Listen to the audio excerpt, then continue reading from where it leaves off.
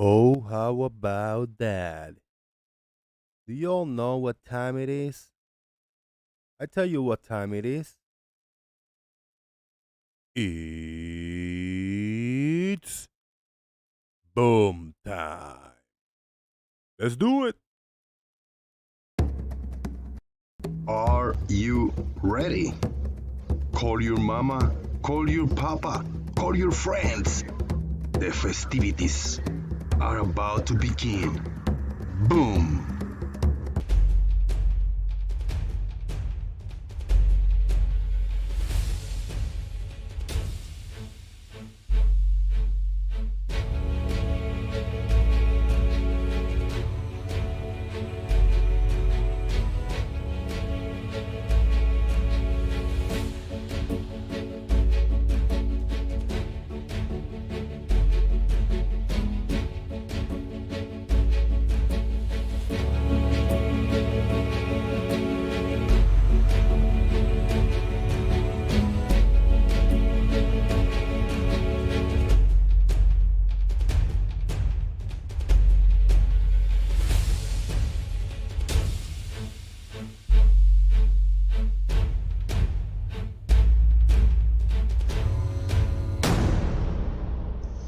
Oh, yeah. Oh, yeah.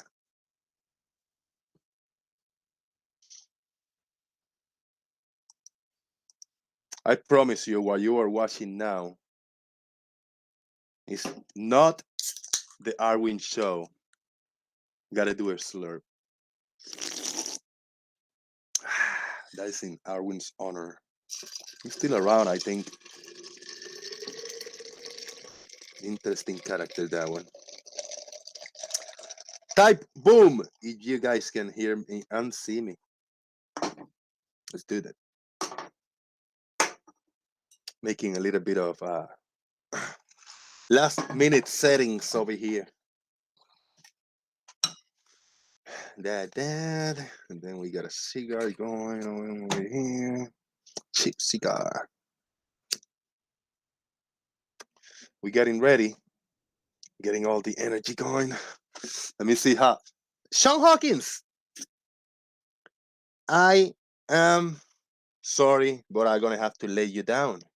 You are gonna be disappointed because what you saw was not real time Squeaky Earth. That was back in the day, deafened Squeaky Earth. This is what Squeaky Earth sounds like. Are you ready? Well, I am. How about that? For everybody watching new, 706 subscribers beginning the show today. That's beautiful. Thank you so much for all the new people all the new people that are just watching the show for the first time. I present you, I give you Squeaky Earth. Isn't that beautiful? That's such a beautiful troll sound. Shout out to the flag and shout out to the JG Earth. Time never changes in JG Earth. Thank you so much, everybody that have subscribed to this channel and supported me doing so. Overwhelmed with happiness that how fast we are growing to the 1,000 subscribers goal. Thank you very much again. I encourage you to go ahead now and click that like button under the stream. Click the thumbs up because that is what it's all about, supporting by thumbs up or thumbs down. But thumbs down is out of the equation. So just hit a like and that way you can support the channel. There's another way, preferred way to support the channel. If you got an extra dollar or two or hundreds or thousands, then you can hit me up via PayPal. The link to the PayPal, you can type it, is up there, or you can find it pinned in the chat box or in the description box. You can join us in the discussion. It is an open panel. Everybody is welcome to come in and hang out with us in the Daily Boom Discord server. The link is in the description box, and I will also share a link for you guys over here. So please consider joining the discussion. You don't have to be an expert. You don't have to be one side or another. You don't have to have this belief or another. You don't have to be a scholar or any kind. You can just be a normal boom like me and be in the discussion. Why? Because it's interesting to participate in the topic. Yes, it is. There is no many places where people can come in and feel free to talk and be heard and participate in topics by the likes of science and science and physics and math and reality and proofs and all that kind of good shenanigans. Over here in this channel, we do not talk about health issues. We do not talk about politics. We try not to. If it's mentioned, kind of, go away, I will try to interject quickly. Like, no, this channel is not for politics. This channel is not for health issues. Thank you so much. Anamorphic got it, bro. Hey, we got to tag at everyone. Let me tag at everyone. And typing live over here so they know what's up. They know what's going on. Thank you for reminding me that. We have, as we can see in the top of the screen somewhere in there, we have 706 subscribers. That is excellent. 17 people watching. Boom. It is good times to be alive. We have gone through a lot together. We have survived this. Unfortunately, my main channel, the Jose JG channel, disappeared. We lost over 1,000 videos, thousands of hours of entertainment, education, derp, shit shows, fantastic fires of dumpster. But we must go on, and we must make it. We must make it to 1,000. We must make it to 2,000. We must make it to more. Why? Because we need a place that we can come together and join the discussion without being without being afraid that we are going to go to a place thinking that we are going to be heard, and then that person is going to yell at you, is going to overtalk you, is going to mute you, is going to boot you, is going to abuse you. No, just say no. The Daily Boom is the place for you to come. I'm going to open the Discord and see what's up. So, but to open the Discord server, I need to click on a button on my PC. So let's do it. Let's undeafen this one, unmute. And you should hear an echo. No, you don't, unless I mute the other one. Okay, let's do it.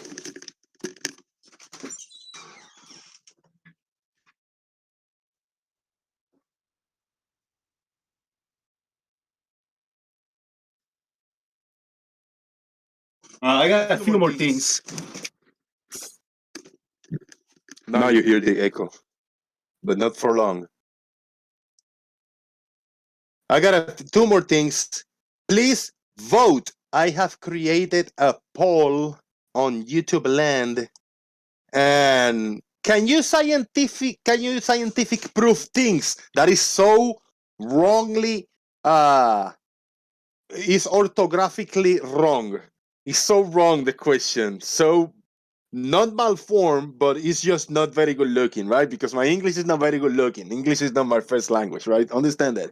But what I mean, can you scientifically prove things? Can you, when talking science, can you say this is the proof? Can you do that? Where there are four choices, can you scientifically prove things? One answer is yes. One answer is no. One answer is there's no such thing as scientific proof.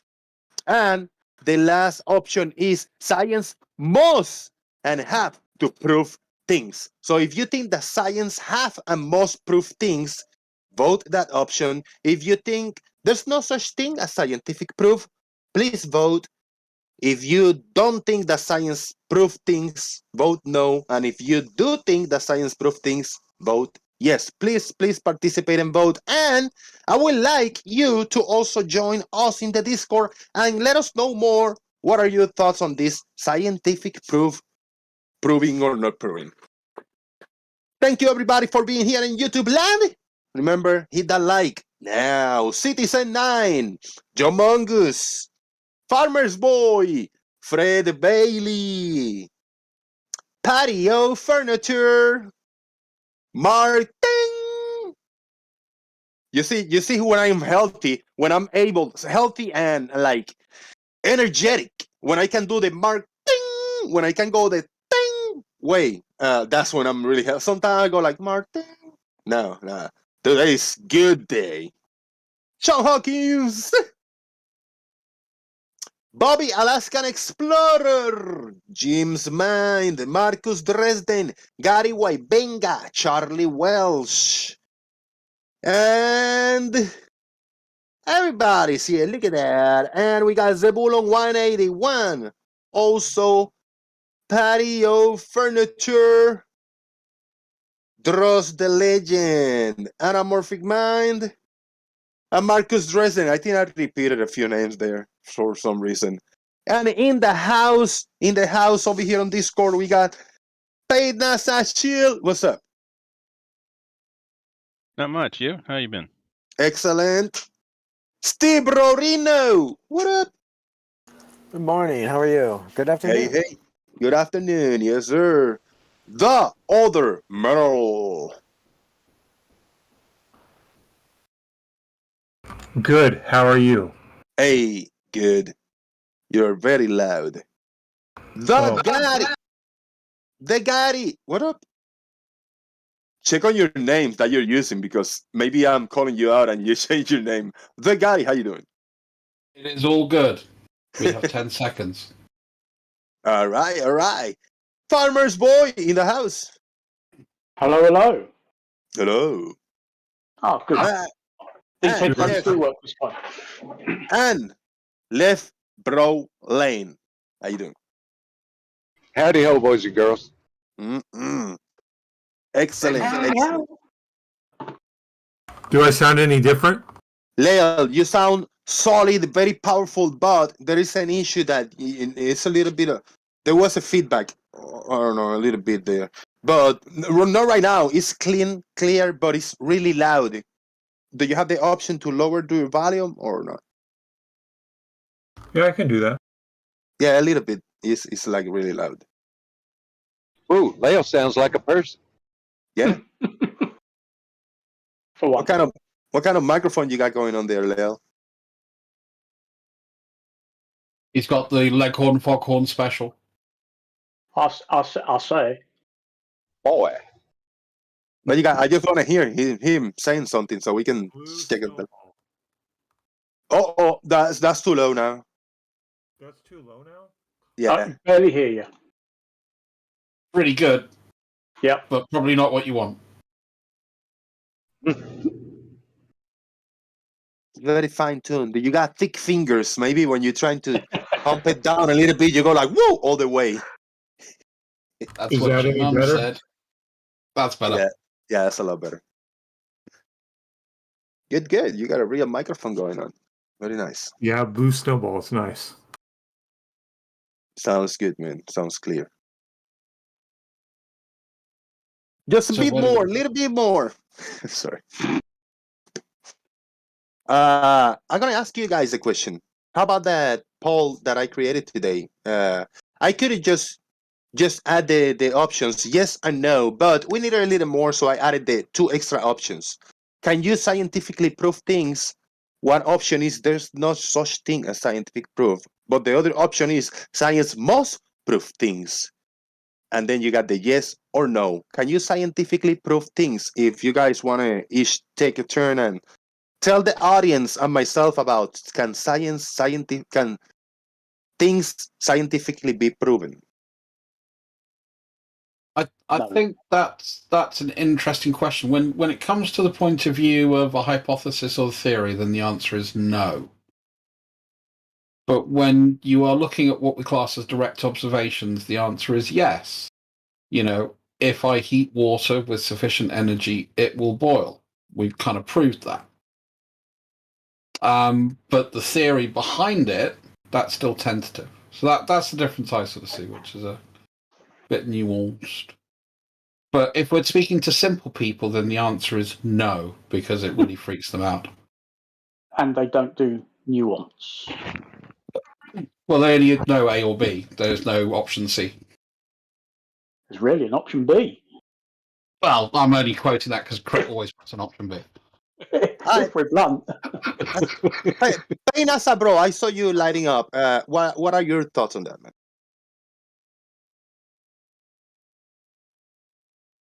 Can you scientifically prove things? Guess not. They're probably talking over there, trying to figure out the audio. And anybody else want to give your thoughts? Please go ahead while I answer this one. My thoughts. I'm kind of baffled by that question because many times, even in Gem Server and in my limited contact with people who are very scientifically minded, generally non-theistic people, they say evolution has been proven. But then they'll turn around and tell flat earthers, science does not prove things. So is evolution proven or not? Well, I think that's where the sticker is. Colloquially, we can discuss science and say, yeah, these experiments, prove the premise. But literally, science does not prove things. It disproves things. But Yeah. It turned into a gotcha word. Oh, you just said science does prove things. Does it not? Or does, and it's kind of ridiculous. Yeah. We see, I would say evolution is an observation. The change in allele frequency within a population over time is an observed fact. Organisms needing these plastic to their environment, that's an observed fact. So from that perspective, yeah, the mechanism, we've observed it. The theory behind the why do we have this level of diversity, that's the bit that's not proven. So evolution is a function, proven. Evolution is a theory, tentative. Well, then you get into the interesting thing. You can actually disprove things, though. You can prove something wrong. Which is for proof. Like the Earth being flat can be proven to be wrong. Let's try to stick to the question, right? Do we need to maybe define proof before we can say if science proves things or not, or there's no need to define proof? I think that's good because proof means could have many different definitions. Just like the word faith has multiple definitions, so does proof. Well, it sounds like maybe you're trying to draw a line on probabilities. How certain you are about something, and at what point do you consider it proven versus highly likely, something like that. Like I said, it's just I think it's colloquial and versus literal, and it shouldn't be a sticking point. Well, when we're talking about evolution and someone says evolution has been proven, how is an observer of hearing that person, not really knowing the person, supposed to know whether he's using it colloquially or not? Again, the change in allele frequency within a population over time is an observed fact, and that is the foundation of evolution. But that wasn't my question. So if we observe the mechanism, when there is someone who states that evolution has been proven, and I never met this person, this is the first time I'm hearing him say that, how am I supposed to know whether he's speaking colloquially or not? I'll just say you talk about the theory or the mechanism. If he says the theory, then he's wrong. If he says the mechanism, then he's right.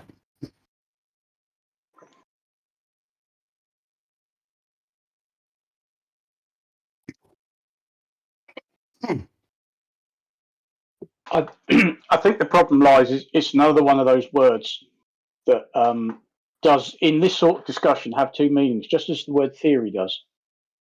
When you say theory, most people think that means you've just got an idea. Whereas in science, a scientific theory means it has been proved to the utmost of our ability, and nobody else has been able to argue against it. Mm. But that's I not think what Eric most people think a Dubai- theory is. I think Eric Dubai put that very well, actually. Did he? What, you agreeing with Eddie Dubay in something? Yeah. No, Eric What? Dubai. Not Eric Dubay. Oh, No, it's pronounced Dubai. I call it Dubay. Always have. But when we talk of proof, there's proof and then there's proof. And usually in science, it's not proof, it's evidence, and it's confidence in that evidence. Mm. Yeah. Okay. Well, you can say, "Oh, I've proved this and proved that." Well, yeah, okay. Watch a sunset. To my mind, that proves that the Earth isn't flat and stationary. It's not actually proof; it's evidence. Yeah, I'll agree with that too. But people tend to say proof when they actually mean evidence. People say weight when they mean mass. That sort of thing. You know, there's so many sort of words that have too many meanings, or we use the wrong word. But that's what we've done for hundreds of years, and everybody's used to it. Mm. Somebody mentioned Marcus Dresden says chickens are dinosaurs, tasty dinosaurs. Well, there's a reason why when you look at dinosaurs, they tend to come under two categories. I think they call them lizard-hipped and bird-hipped. And what's basically left of the dinosaurs today are the birds. There's a reason they're called bird-hipped dinosaurs, because there's a reason why they have a very, very strong resemblance to the skeletal structure of birds, because that's where the birds came from. All right, so here's a question for the room. Good. Talking about the Earth, is there a mathematical proof of the shape of the Earth? No. But there is very, very, very strong evidence through measurements that surveyors do, for example. I'm assuming you're using mathematical proof in the formal sense of a mathematical proof. Let me reword this question. Is there a way to use a mathematical proof to provide evidence for the shape of the Earth? Radius. Pythagorean theorem. I don't know if that's actually a proof or not, but you could also probably go down Euclid's postulates. Most of those have been proven.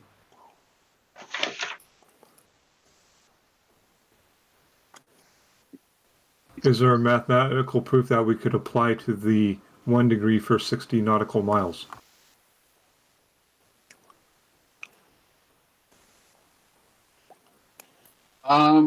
Yeah, we could see if that is 1/360th of the Earth. Well, if the Earth were a flat circle like a dinner plate, it would still have 360 degrees, wouldn't it? Yes, but then you would have to alter the ways that the stars move. So that's where you start getting into corroborating evidence.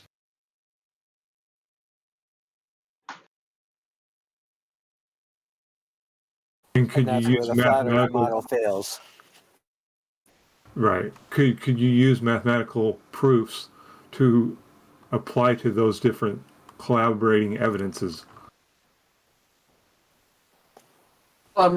Mathematical proof is just that, yes, we can demonstrate this is correct within the system.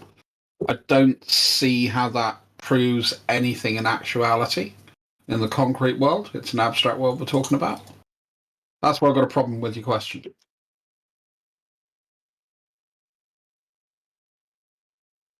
As for before we go too far, as for right now, 42 people voted, and what we have barely any vote. Maybe one person voted or two people. Science must prove things. They think.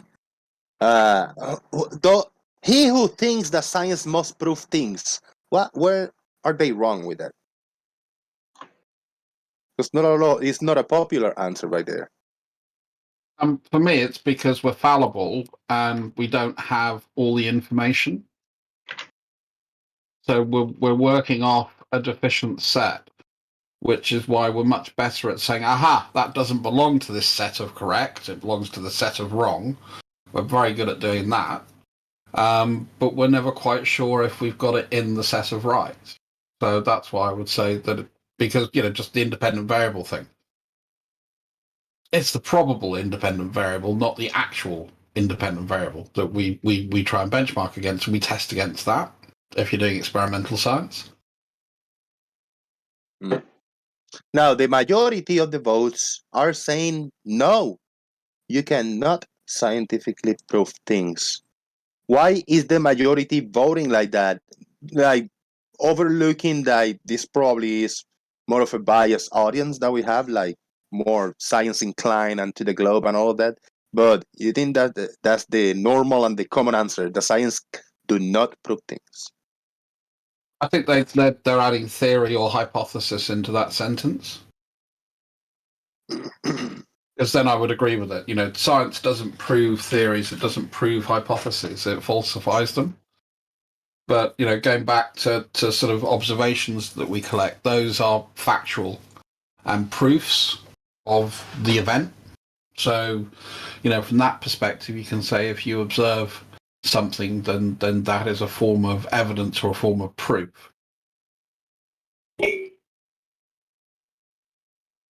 Not too far from the no, which the majority says no, science cannot, you cannot scientifically prove things.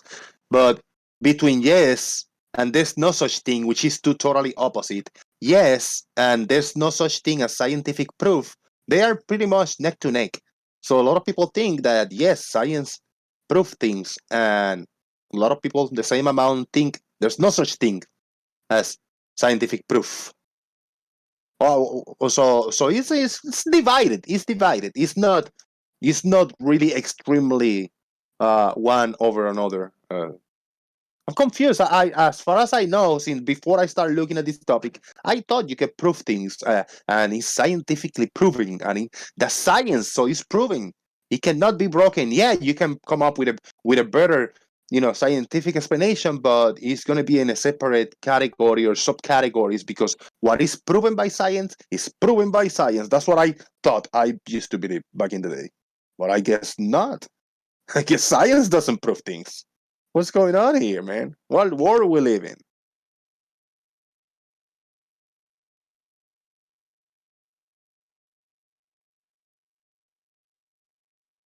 Now, Earth is life. What is considered scientific proof, if there's such thing as scientific proof? And if you cannot talk, anybody can answer that.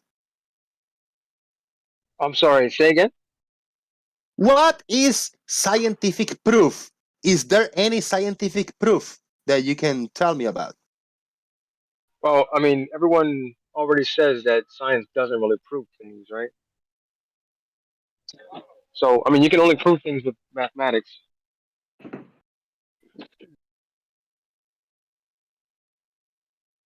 That's fair. Now, who, without opening Google and giving me a generic answer, can anybody off the top of their heads tell me, define proof on your own words? Not define like, no, I'm not going to do that play of word and semantics. Just tell me what proof is. What is considered proof for on science?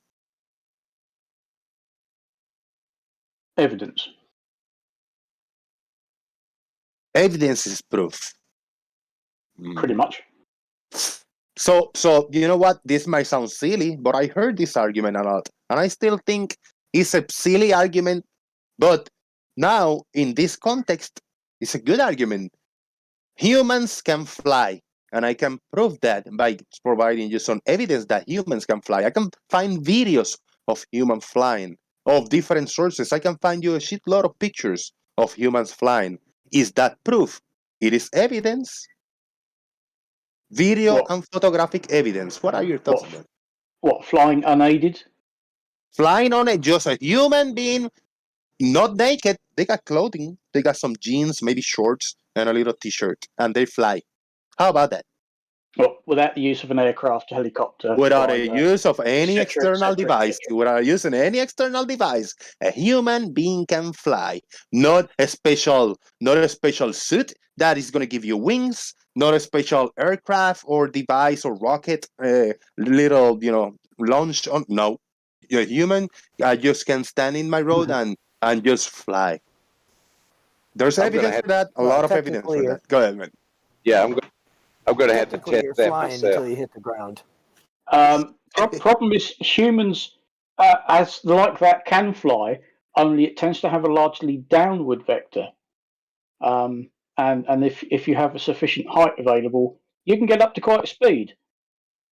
Problem is you ain't going back up again.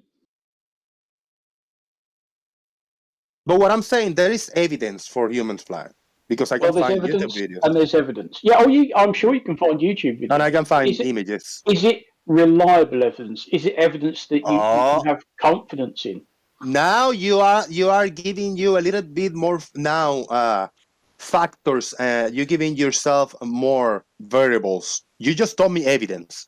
Now you have to redefine what you mean by evidence. Go ahead, man. It's your point, Farmer's Boy. No, I know it is, but you say you can find evidence of man flying unaided, and then you say you can find lots of evidence. I don't think you can. I think you can find lots of evidence pretending that they can or CGIing that they can, but none of that's testable, verifiable, falsifiable. It's evidence, but it's not very good evidence, is it? We like evidence that we can have a high degree of confidence. It's certainly not scientific evidence, no. So who determines what is a good or valid evidence? In what context? In the context you say. You just proof is evidence in your context. Well, it depends what we're analysing. It kind of depends on the claim that you're. Exactly. It depends on the claim that you're making and how you're submitting it. Yeah. Context is all important. So it's not as easy as evidence is proof. You need a lot more after just saying, oh, you just show me evidence and that's proof. Because flat earthers show a shitload of evidence. No, they don't. Yes, they do, but who determines don't. what is valid or not? How are you determining that they are not providing evidence? Not one flat earther yet has provided any evidence that the Earth is flat. I give you an example. DITRH show a video of the sun shrinking to a point and disappearing. That's evidence. It's a video evidence. Now, how do you determine that that's valid or not? You cannot just say evidence is proof. You have to elaborate when you say provide evidence, because they give you evidence and then you want to deny evidence for some reason. You have to specify. You gotta elaborate that, Farmer's Boy. You cannot just be too light on that. Give me evidence explanation, man. It's your point, man. Sure, we analyze what they present. No problem. Yeah, Observe it for yourself. They present a sun shrinking to a point, I agree, but not at the horizon, above the horizon. So that's not what we're talking about, right? It's not about the. I'm just giving you an example because I asked Farmer's Boy what do you consider proof, and he say evidence. So I can give you evidence of human being bare naked flying. A human can go up, he can cruise around the neighborhood and then just come back down without any aid or device or vessel.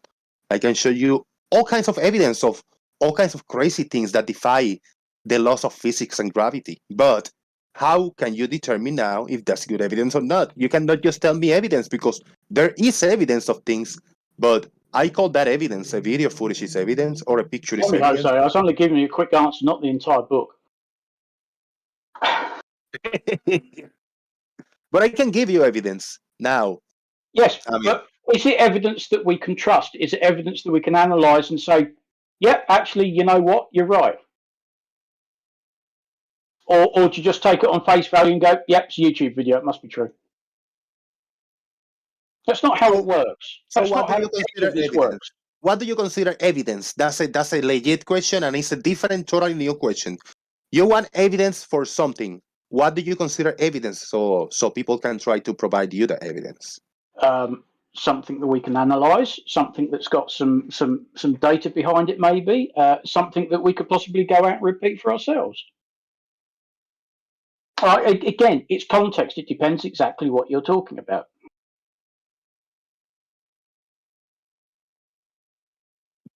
Anybody else thoughts on that point? I'll go on mute for a few minutes.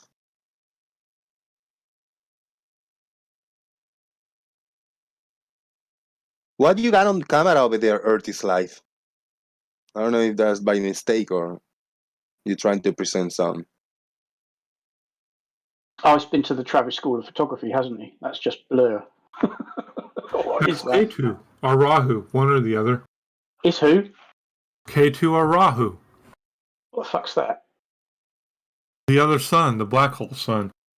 That is his third nipple. No, Black Hole Sun is Soundgarden, sorry. I bet Brian Mabbett went back to the stream yesterday. He scrolled back to where I showed my third nipple. He paused it, he took a screenshot, and he used it as a wallpaper on his PC now. I did. See, I'll tell you, man. There's lots of money there, man. Hello, Brian. Mic check, mic check. Loud and clear, man. Loud and clear. We'll try to have a better, more relaxed show than we had yesterday. Yesterday was a little out of control for everybody here. No shit.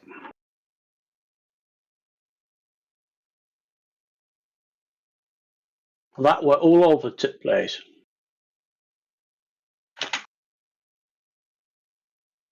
Brian Mabbett, did you vote on the poll? There's a poll that I put up on YouTube. Yes. Give me your thoughts on that poll, on the options, and just an overall. Take a minute or two, and let's try to be patient, guys. Let Brian just gather his thoughts and tell us about scientific proof. It was a ridiculous poll. So you didn't vote then? I didn't vote. I don't vote. Just a ridiculous poll.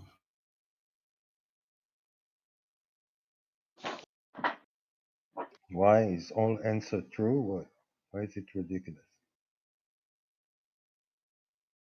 I don't know what you're doing lately, Choik, but I cannot understand what you're saying. Unless I'm going deaf. I said all. I think I'm losing certain pitches. Listen, or have you got him turned down? No, I don't think so. No, I wouldn't have him turned down. No. Because you do have a habit of turning people down. No, I can barely hear him anyway. No, he's in his full chat. Yeah, I think you might want to turn your hearing aids up a bit, mate.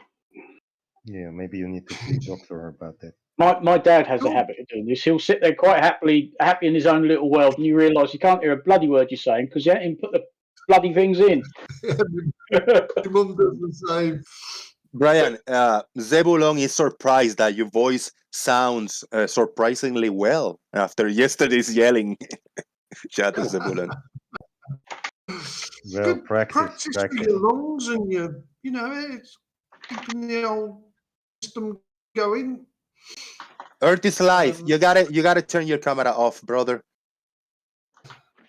Can you do that? Oh, I certainly wouldn't cast it to YouTube. You don't know what you might be looking at. No, I know, but I don't know if you can hear me. Earth is Life.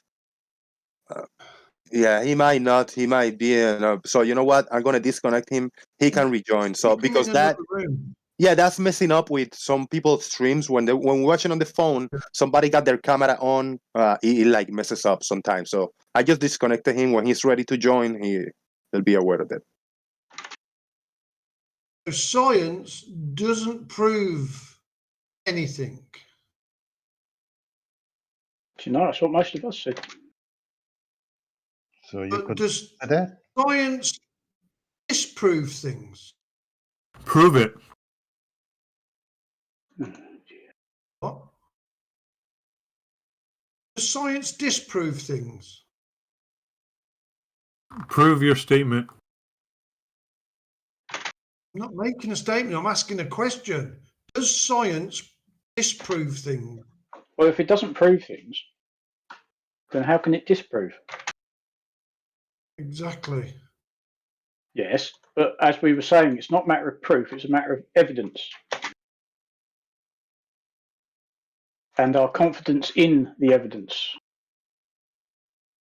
Surely disproving is a proof in itself. Well, if you can't prove something, then you can't disprove it either, can you? You can't have one without the other. This is true, but a lot of people say that science disproves things.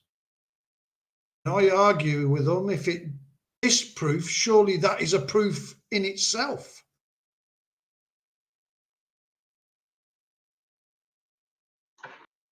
I don't know, it might be me. I'm doing my dinner, so I'll be in and out. I'm running late tonight. You are, nearly be supper. All right. Big hello and shout out to 50 people already watching. Very good. Hit that like, guys. Boom.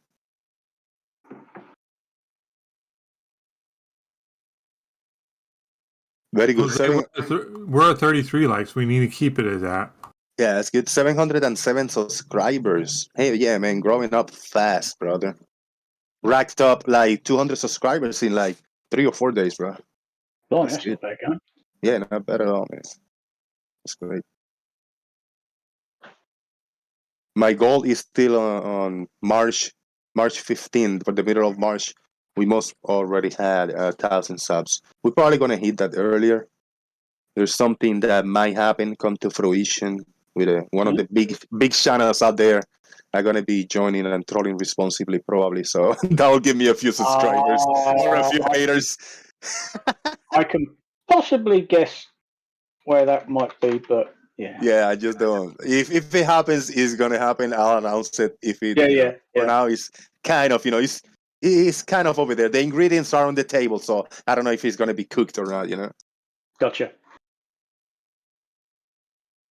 Work in progress.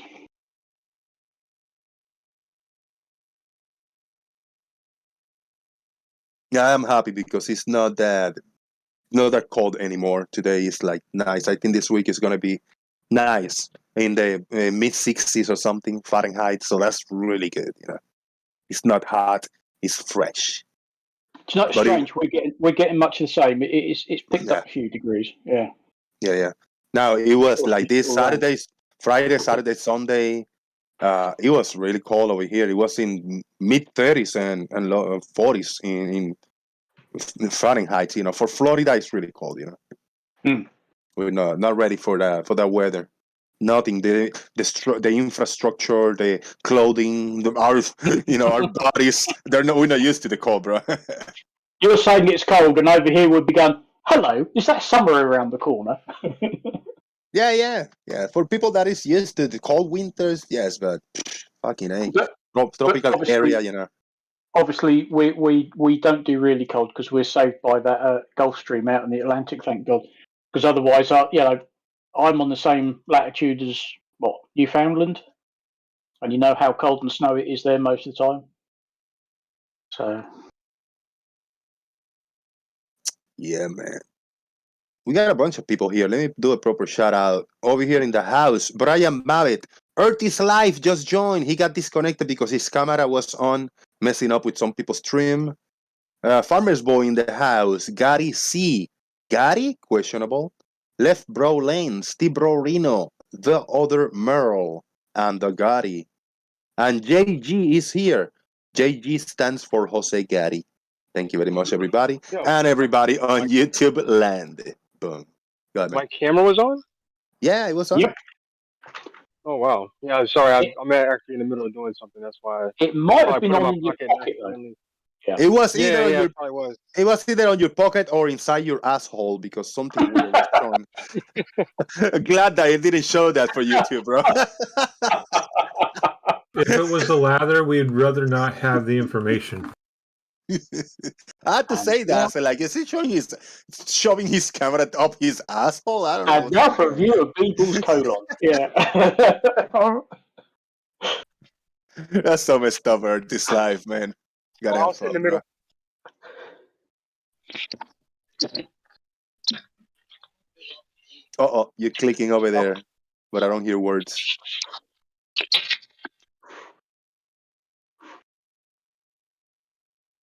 Drop his. He was walking high. He was hiking, and he dropped his phone down a cliff. That's how it sounded like, banging down. Do you know, I'm suspecting Hawaii doesn't have the best internet service in the world ever.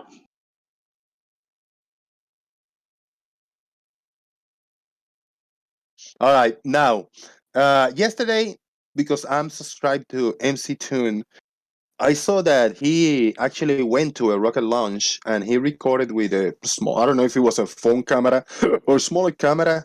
He did a little live stream and it was cool what he showed on his camera, but he showed around and you could see Red Rhetoric's setups with the Astronomy Live setups that he had. Yeah, he showed, MC Tune showed the settings that Red Rhetorics and Astronomy Live had their fucking huge, big ass table with a bunch of gadgets and telescopes and tracking devices. But there was some guy with like a truck, a bed truck with a huge, gigantic like camera telescope thing.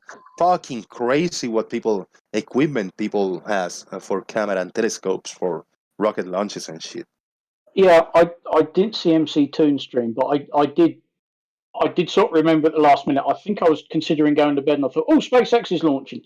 So I think I called it about a minute in, and that was quite impressive because I think it was sort of, was it launching at dusk or something, and the launch was dark, but as the rocket got up, I think it hit sunlight, and it was some quite incredible views of stage separation, and you could see the booster actually boosting back because it's one of those where it landed back at the back in Florida again, rather than out on the drone ship.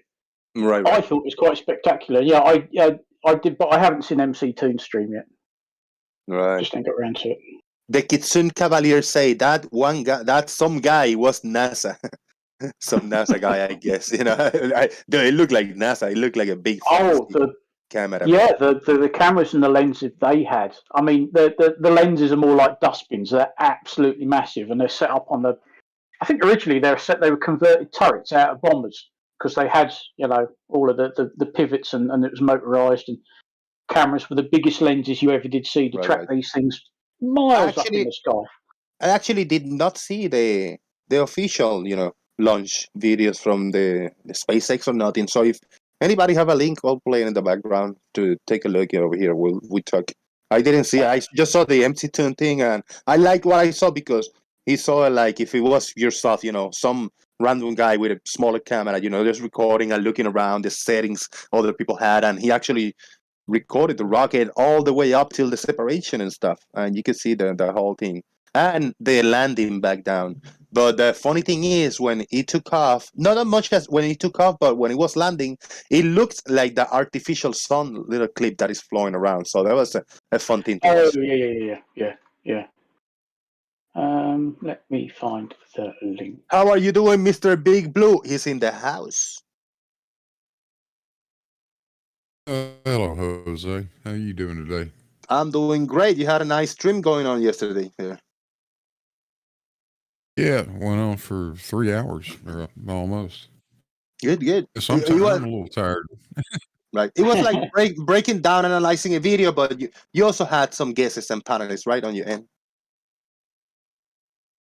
Yeah, George Natchik joined for a little while, and a good friend of mine, registered professional civil engineer. He was not involved in flat Earth one way or the other, but he and I talk about it from time to time. Right. I invited him to come on because, you know, he's got a civil engineering background. We were talking about all this usual level-less horizontal nonsense that you hear. Yeah, he seemed quite astonished. He seemed quite astonished at the stupidity. Didn't he just? Well, I think we all are. Yeah. I think we all are. Hello, Blue. How are you today? Hey, what's going on? This is Lael, if you didn't know, otherwise known as the other Merle. Oh, you don't sound like you're inside a fucking tin can. That's I got a blue snowball for Christmas. okay. A real mic. Righty. Yeah. I sound way better than Babbitt now. Yeah. Make sure that other one finds its way to the garbage can immediately. That thing sounded like shit. Yeah. For 2 years. It sounds good. That's good. I have two of the old ones because we thought the other one was bad, so I got another one just like it. So I could plug all three mics in at the same time and talk to you guys through all three.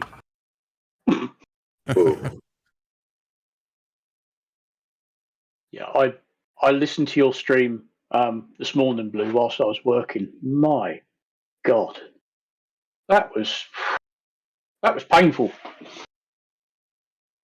Yeah, I know. Right. That's such a beautiful measurement that Jesse did. If anybody doesn't know what I'm talking about, it's all about what Jesse Kozlowski and Soundly did down in New Orleans a little over 2 years ago, when Jesse took his GPS equipment and traversed the Lake Pontchartrain Causeway both directions several times, collecting GPS data on the elevation of that causeway. And if you leave it in regular GPS lat long and elevation coordinates, the causeway looks like exactly what it is, perfectly flat, not flat, but perfectly level across the, because it's just built to be like that. Yeah. If you use the raw GPS data, which is Earth-centered, Earth-fixed XYZ coordinates, then you see the shape of the Earth. Yeah. And it's amazingly accurate. Based on Jesse's measurements, he's within, 30 kilometers or something of the what we use as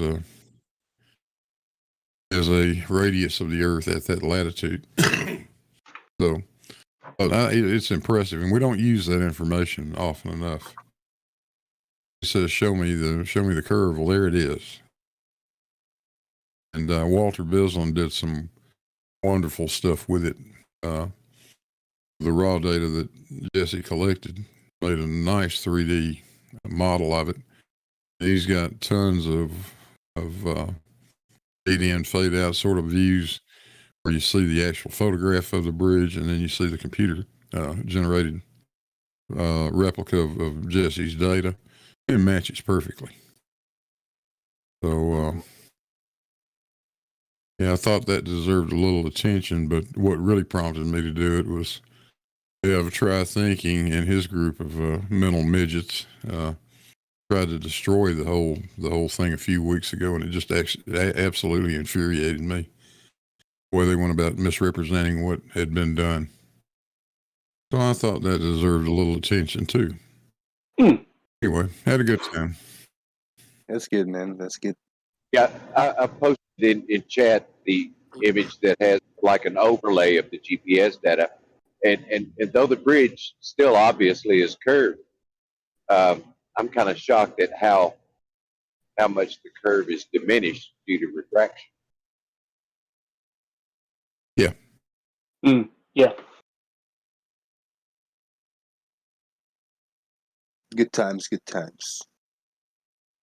Hey, let me share, because I'm sharing the screen over here on Discord for you guys. So if you want to check on the screen share, I got MC Toon video up first, and then I got the original SpaceX thing video. I got this on pause. It's on pause for like ready to the rocket launch. This is from MC Toon channel. Shout out to MC Toon. I don't think he's gonna copyright strike me to play a few seconds of his video. Shout out to him. Can I put sound? Yeah, let me put sound and see what's up. All right. This is on the launch. Close. There's some fire. There you go. Something's happening. Look at that. Oh my gosh. That's for real. That is for real. Oh, it's an artificial sun lifting. Don't hear anything yet. You guys see that, right? Red said we will hear something. I'm gonna zoom out a little. Oh, look at the colors. I'm gonna mute it. I give issues. It's cool, huh? Very cool. And he keep tracking that, for a while. I'm gonna scroll forward a little bit. Different, doing all kinds of that smoke, exhaust smoke show thing. Looks So really cool. that's Look at all those chemtrails. That's separation of the first stage. You can see the gap in the smoke where you've got the first stage, and then you've got the second stage is lit afterwards. I would love to Yeah. to be record something like that, man. Because that zoom in with the P900 like steady in a tripod, that must look awesome, bro. That little smoke thing, beautiful. So that's Yeah, the second stage heading on up into orbit. I think. Launching a new sun now, man. SpaceX is now launching new suns all the way. It's NASA replacing the light bulb in the sky. Shout out to the kitchen.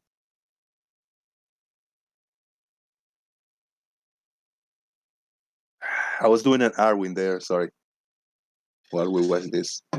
Doing a little gulp zip. Now Really cool, really cool.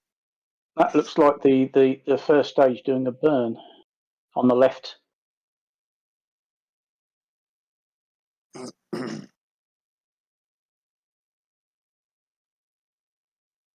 Yeah, I'm gonna move forward a little bit. What is this right here? Yeah, that's the first stage on its way down by the looks of it. Yeah. So I want to encourage everybody to watch the original video on MC Tunes. That's why I'm just playing little clips so you guys can see the whole thing. And the link is in the YouTube chat box for you guys. As Global Month pointed out, the actual SpaceX footage is really quite something. It was a very, very spectacular launch. The way it went up there and caught the light, and you could see the first stage doing boost back, and you could see the whole thing maneuvering as it did a boost back. Yeah, I'm going to show that. All right, let me see. Now this is landing. He got also the rocket landing back down. Look at that. The sun is setting. Look at that. A very fast sunset. Very fast. Shout out to NC2. This looks great. And of course, it's going to disappear behind the horizon.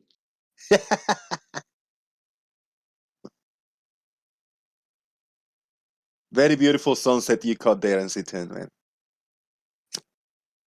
And there it goes. Where did it go? It exploded. Exploded when it touched the water. And I believe that first stage was a repurposed booster from one of the Falcon 9 Heavy launches. Now, are you guys ready to see the biggest NASA camera? Look at that shit. Now, that's something, isn't it? I mean, look at those lenses. Fucking A. Not that big. But they Big enough. Need a fucking trailer to drag it. Look at that shit. Size of it. It's the mount. Crazy. There's no more than 30 centimeters length there. Yeah, normal. Everybody, you can find it in the closer Walmart near you, right? Walmart near you. Oh, hang on. I think I've got one of them in the spare wardrobe somewhere. Let me have a look. I think it's piled at the back underneath all the old boots. Yeah. Yeah. Blimey. I got one in the floor back there for the dogs to pee on. Look like the water hydrant thing, they pee on it. Gosh, you're not going to use that to spy on the neighbours, are you? Bloody hell. It actually is. Look at the NASA symbol. This is probably a NASA headquarters truck. Oh, no, that's just flash, that is. Look at that. Damn. All farts. Bunch of all farts.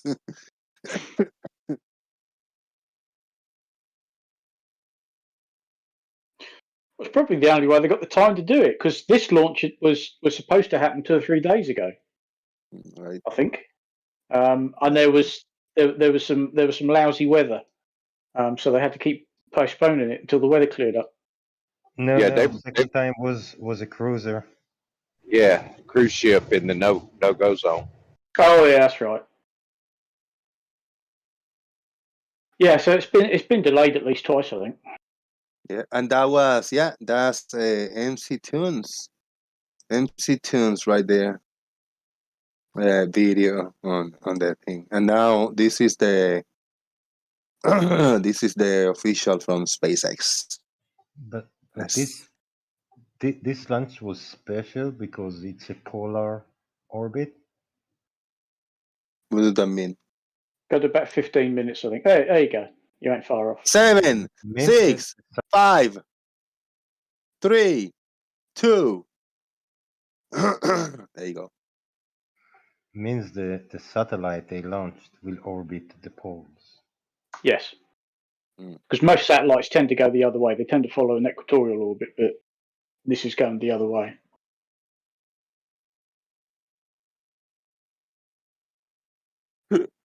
This is from the official SpaceX site channel, and this is what we were just watching. We just watched that on a small setup camera with anybody like you or me could go and record. And this is what it looks like up close.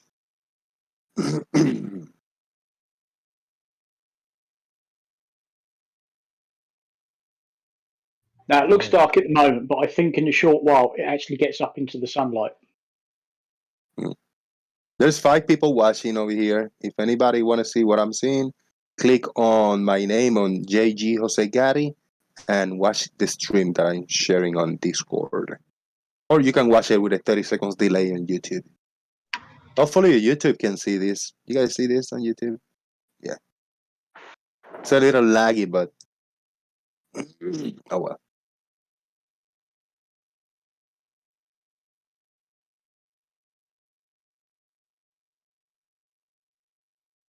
Very silent over here, us. Waiting for the rocket to explode or something. It looks to me like it's still going up. I wonder when it's going to arc over and come back down. It is already arcing over.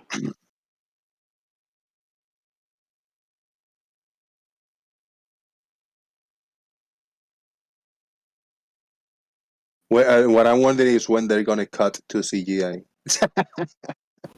See, look, you can now see it clearer. It's getting up into sunlight.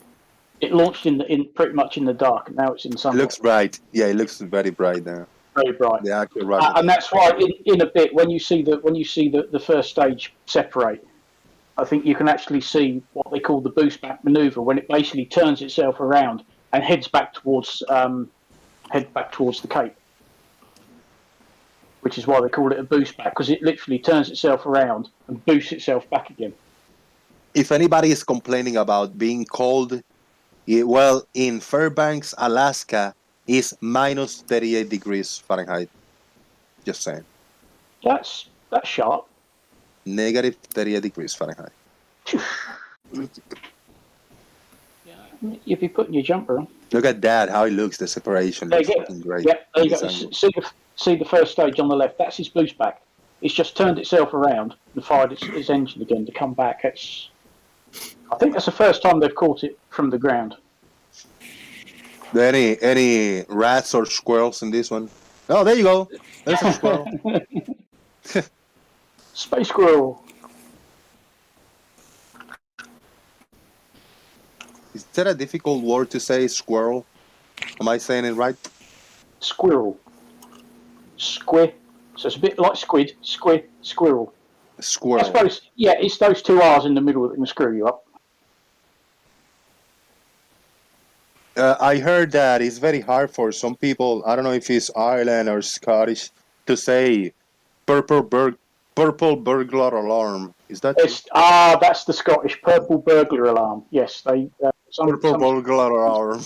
Yes, really struggle with purple burglar alarm. There's quite a few YouTube videos and the like on that. Yeah. It's not easy for me either, you know. Purple burglar alarm. strong Scottish accents basically can't use voice activation in their cars because it doesn't recognise it. Hey, you all see those bubbles? You see them bubbles in the left one? Look at that.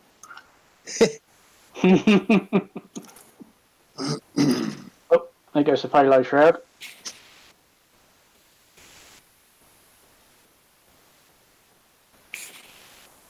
What's the payload? The satellite? Whatever they drop? I'm trying to remember what this one. I think this might have had a couple of satellites on it. I can't remember. But that's what payload is what they dropped in space to orbit. Yes, the payload is the satellites or whatever that they're launching into orbit. It's a little bit of a hot mic. I don't know if it's Steve Rodino. Mute yourself to see if it's you. Might be you. He's lighting up. He was lighting up. Cosmos Sky something. It's the program. Yeah, I didn't sort of really look into what it was. There's just so many launches now. I mean, you're getting at least one a week. No, This one caught the eye because it was quite pretty, you know. Not sure about this specific, but I think usually it's a radar that observes the ground. Oh right.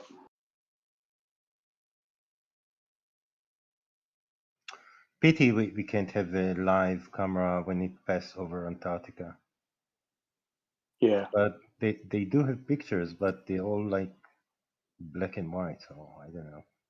There's a legit. Go ahead. I was just going to say, is that Kitsune Cavalier asking, are those bubbles condensed ice? That's what I was going to ask. It's a legit question. Usually in these launches, when you see anything flying around or floating around, invariably it's bits of ice. The so-called mice and rats on the rocket engine, that's ice. You do sometimes see other bits of debris when sections have separated, but usually you're seeing ice. Because obviously the fuel in these rockets is very, very cold, and if you get any condensation on the outside, it instantly freezes, and at some point that ice comes off. Can you have these ice space bubbles at negative 38 degrees Fahrenheit, which is just the regular temperature, but the wind chill for Bobby Alaskan Explorer is wind chill negative 60 degrees Fahrenheit. That's almost double the cold. Yeah, well, Never in my life. The fuel in the rocket is a damn sight colder than that. Mm. Yeah, they're keeping gas what would normally be a gas as a liquid, so it's very cold. And a bunch of mice just hanging around in the engine. Shout to Glover Mom, yeah. Oh dear. Yeah. I thought it was a squirrel, but now I know it's a bunch of mice just hanging out there. It's about to touch down, this one. He's getting close. Yeah, he's got a little bit longer to go, but because it takes it a little while to sort of turn itself around and fly back again. Because that's basically what it's doing. But I see land. I see land. Here it comes. That's going to get very big very quickly.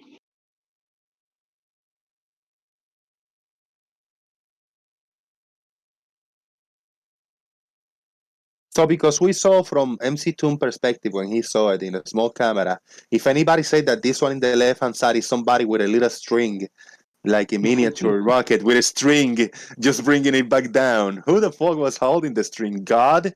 A giant god on the skies or something? Yeah.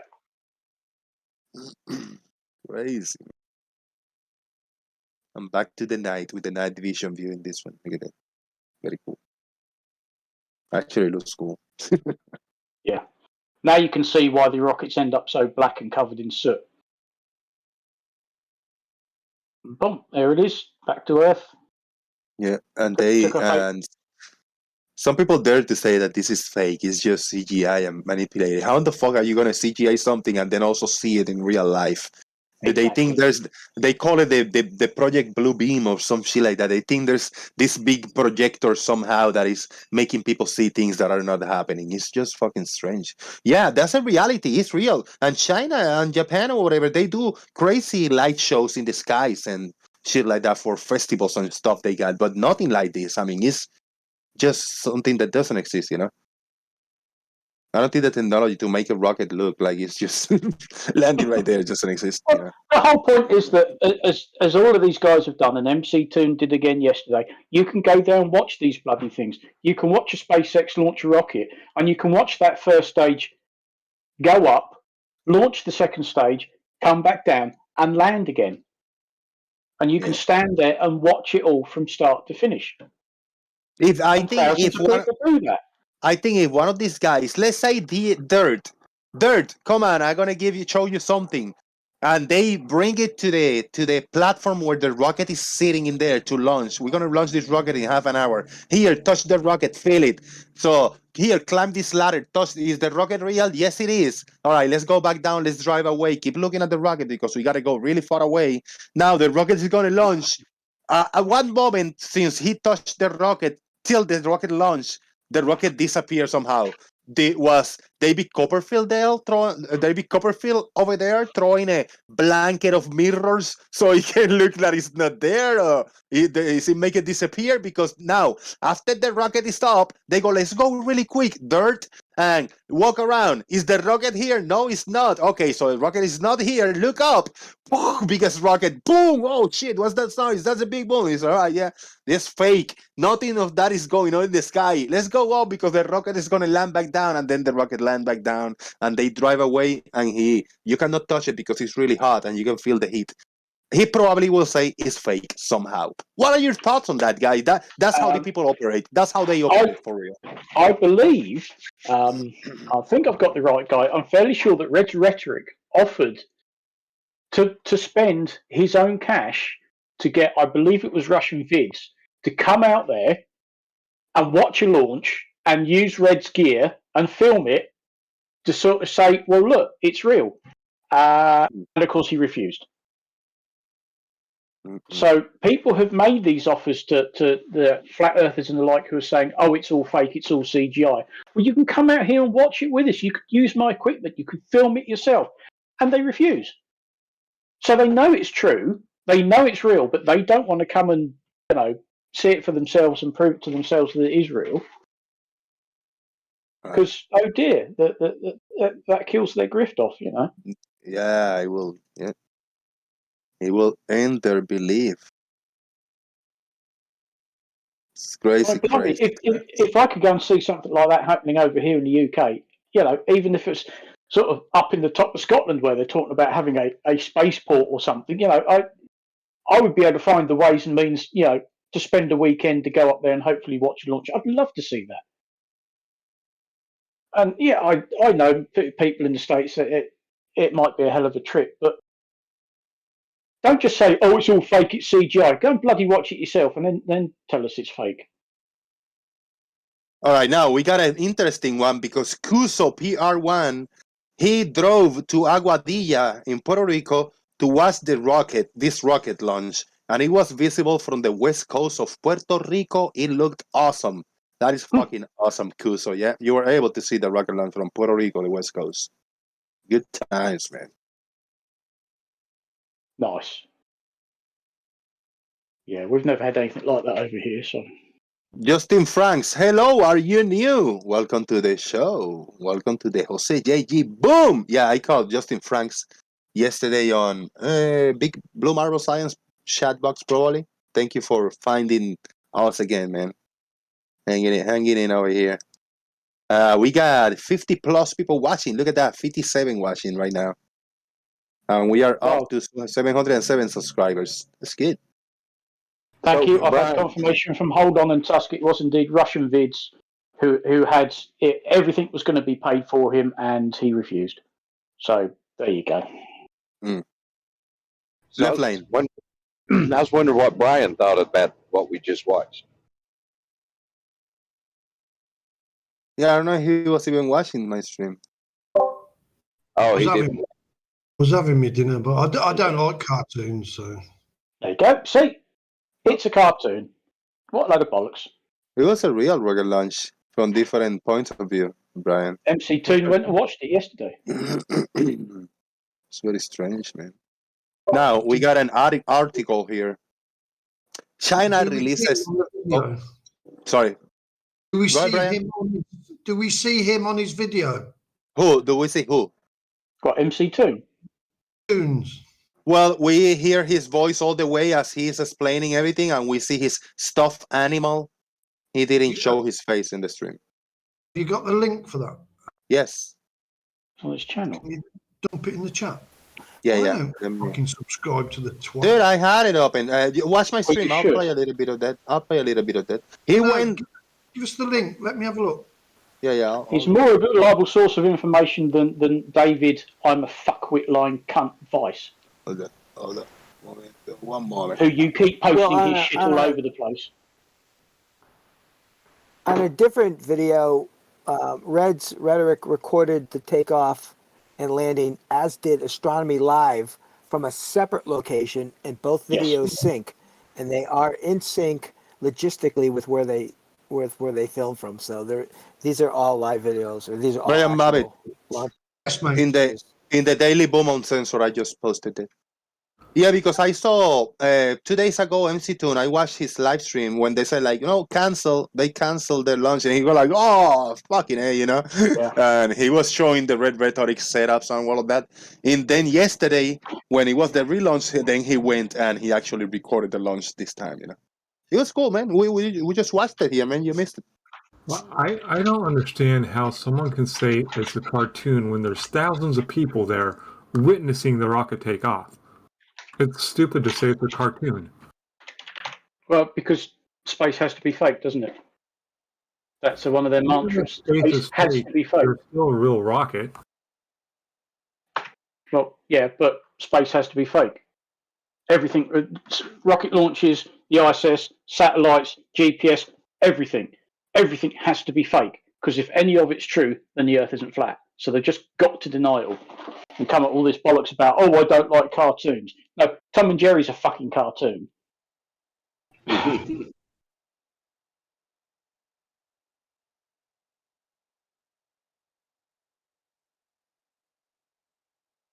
But then, they're quite happy to deny every other aspect of reality. So, Fucking A. One more I was thing. talking.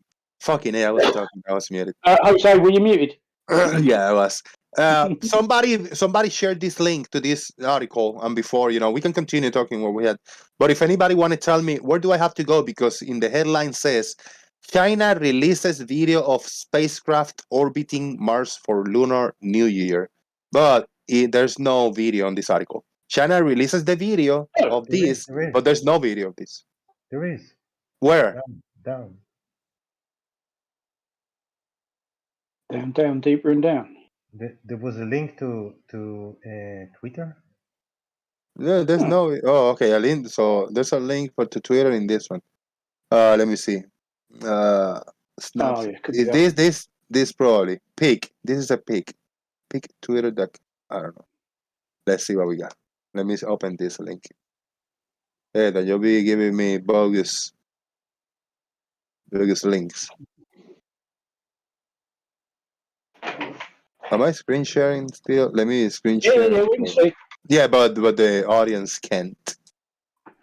There you go. This is for YouTube. Okay. Sends back selfie video on Lunar New Year. Oh, okay. I got a 37 seconds video here. Let's play this one. See what we got.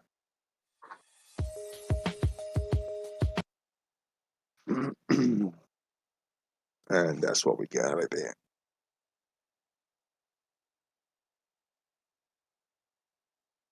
What is this? I don't see. There's no reference points in here to see what the fuck am I looking at. This could be in a very deep, dark pool. Like for real. Mars is coming. Oh, I saw. Oh, okay. I see in the background here. Now there's Oh, yeah, there we are. reference point. So that would be Mars then.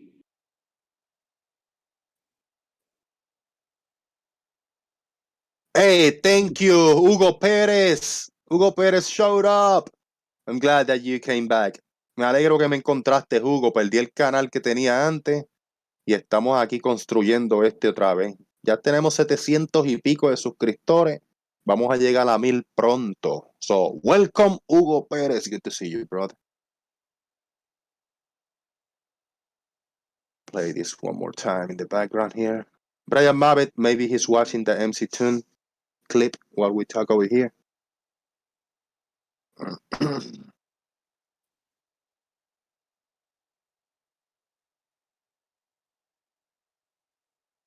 Please vote in the poll, everybody. 78 votes. Holy shit. That's Very not good. bad going. Yeah, that's not bad at all. Yeah. We still got 50 people watching. Look at that. 60 people watching this stream right now. This is a small channel with 708 subscribers. I haven't, when I refresh the page, it will show here, but this is the stream right here. 708 subscribers. We're going up. Very good, very good. Thank you for the support, everybody.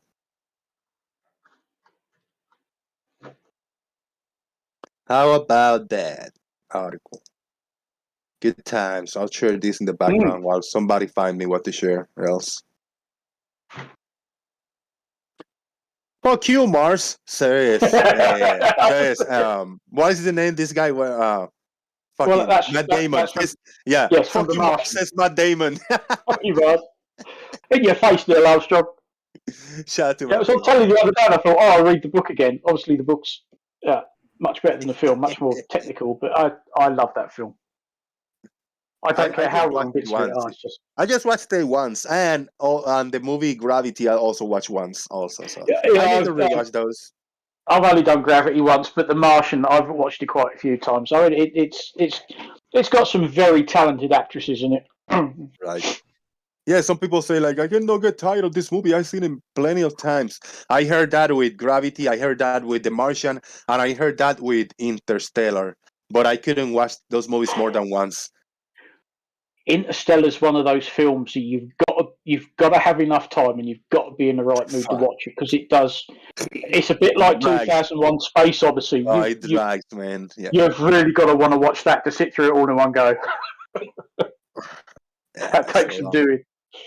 Long films. Have you caught up with Peacemaker yet, Farmer's Boy? You seen any? No. I will. I've still only watched the first one, but I keep finding other things to watch. It's it's all good. It's all good. It's like five episodes. That show is so wrong, but so right. Yeah. It's pretty good. I watched the first one and thought, what have I just fucking watched? Yeah. It gets better. Oh, dear. It's like watching Letterkenny. It's the same type of thing. What did I watch the other day? Oh, have you seen Clean with Adrian Brody in it? Is it good?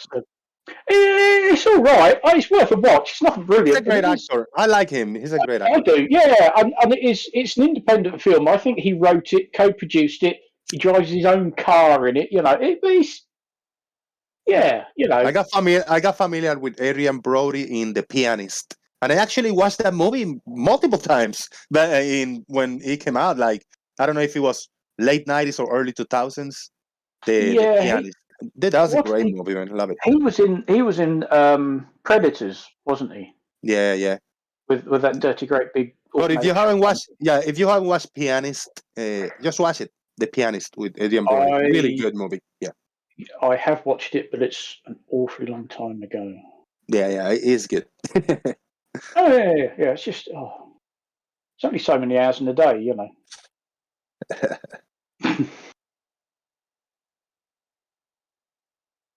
Oh, and 355. Yeah, I bought a ticket for a movie. I'm gonna watch a movie on the theater on Thursday. Jackass Forever, the movie. I got the ticket already. Are you still doing them? Yeah, I gotta have a laugh. Man. I gotta watch that. I was a fan back in the day of them, and I gotta watch it now. See where they are. Freaking Jackass! I heard that there's a new movie about the Moonfall or something, and the critics were not very receptive of it. They were not great.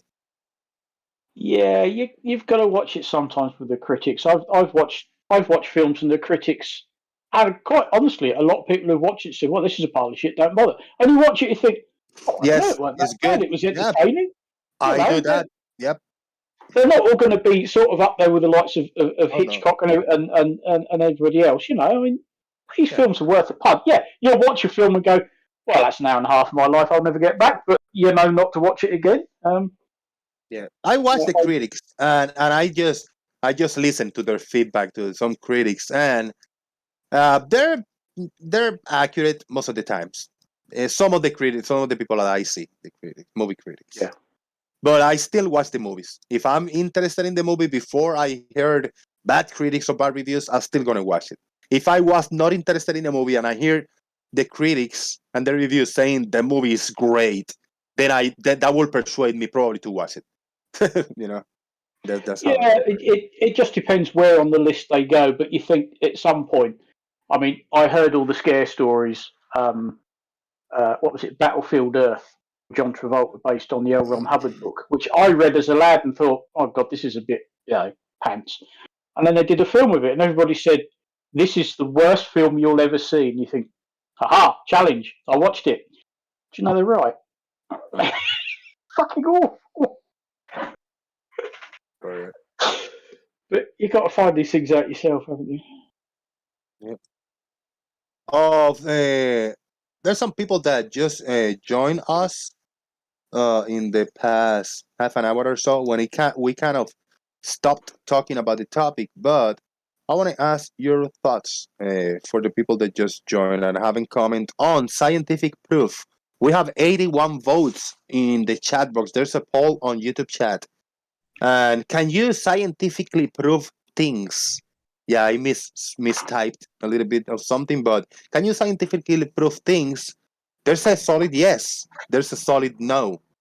There is no such thing as scientific proof, or science must prove things. What are your thoughts? And maybe if Farmer Boy mute himself, we can hear an answer.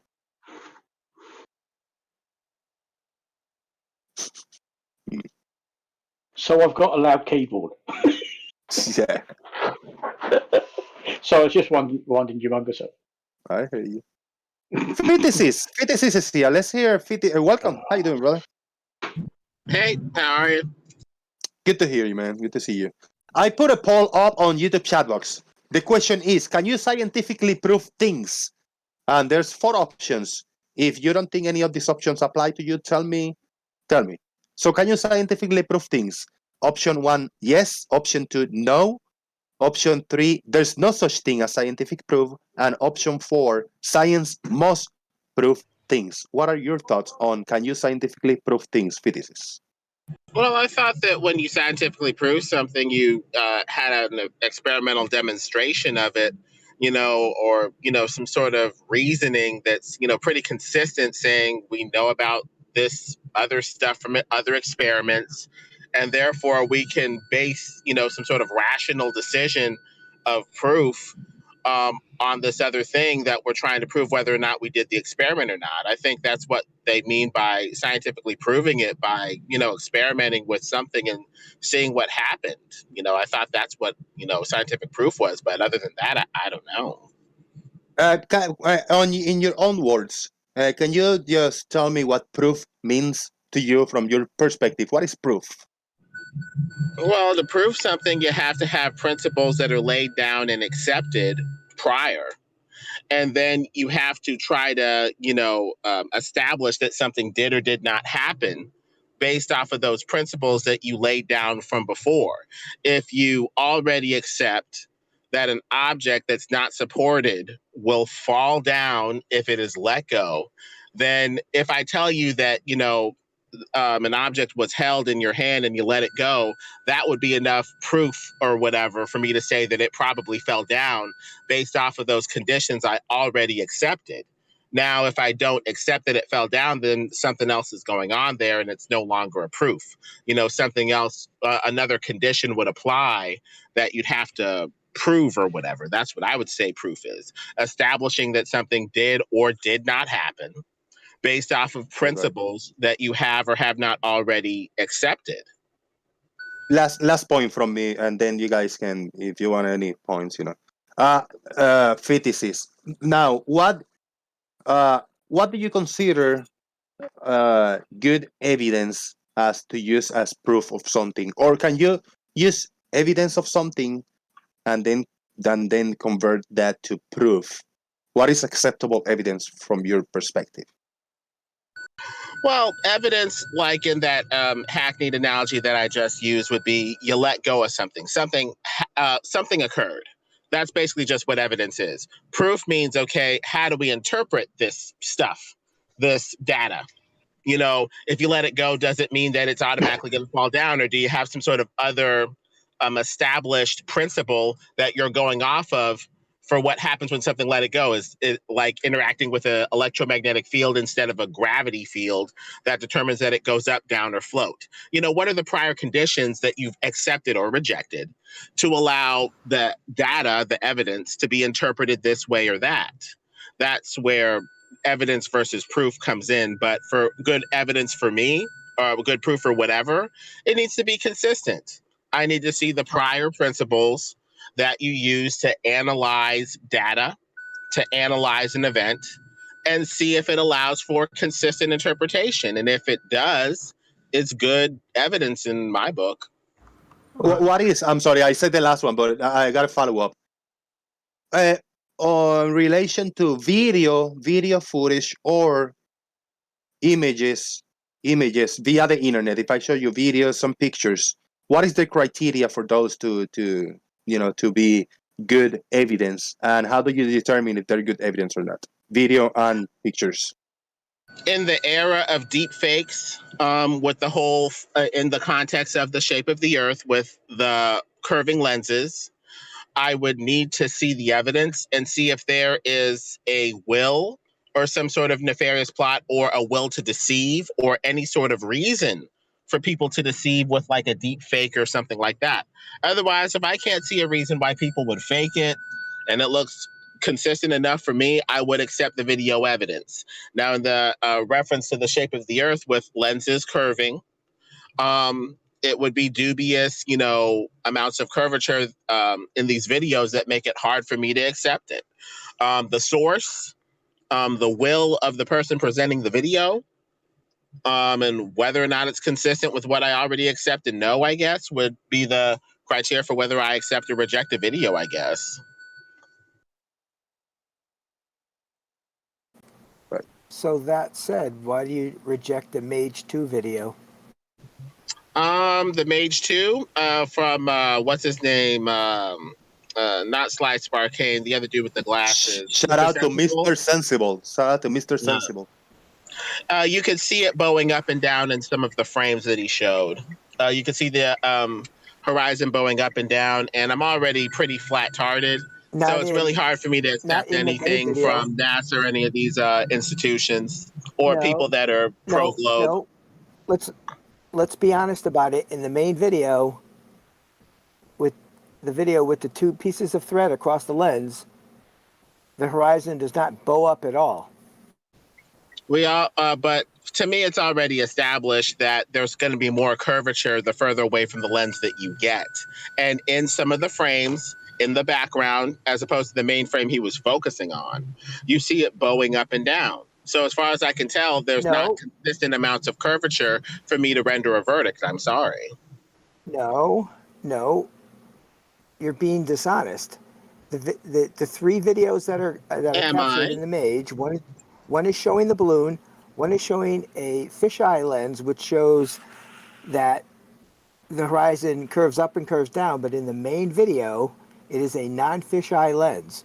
The threads are perfectly flat with just a tiny bit of barrel distortion, but the horizon goes from straight to curved as it gains altitude. So, as far as I can tell, it's lens curvature. Being as flat-tarded as I am, I really can't go beyond that. I'm sorry. Except it's not, because you can clearly see that the horizon is flat when it's low. We can agree to disagree, but we can agree to disagree. So I need some additional evidence. Steve and Lemon, Steve Rodino and Lemon. You gotta stop over talking each other. If you ask the question, Steve Rodino, you gotta allow physicists to finish and vice versa. Now, the way that I deal with this sort of stuff, where we kind of get in an impasse, you say so, I say not, or whatever, back and forth, is we're going to need additional evidence. to be brought to bear to kind of strengthen this position or not. So at this point, I would leave this to the side and go with the laser test infrared long distance imaging, the logical reasoning, and my own preference. You know, what I prefer to believe or disbelieve based off of consistency with what I like, consistency with what I already know, consistency with what I already accept, and consistency with other data. So I'd have to bring other data to bear with this whole bowing up and down thing. What were you saying, sir? Steve Rodino, my bad, but I have to ask this. Logical, what was the term you used? Logical consistency or logical something? No. Logical consistency. Logical consistency. Based on what? On what premise is logical to who? Who determines if it's logical or not? And based on what? Well, by logic, I mean, you know, something that necessarily follows the other thing.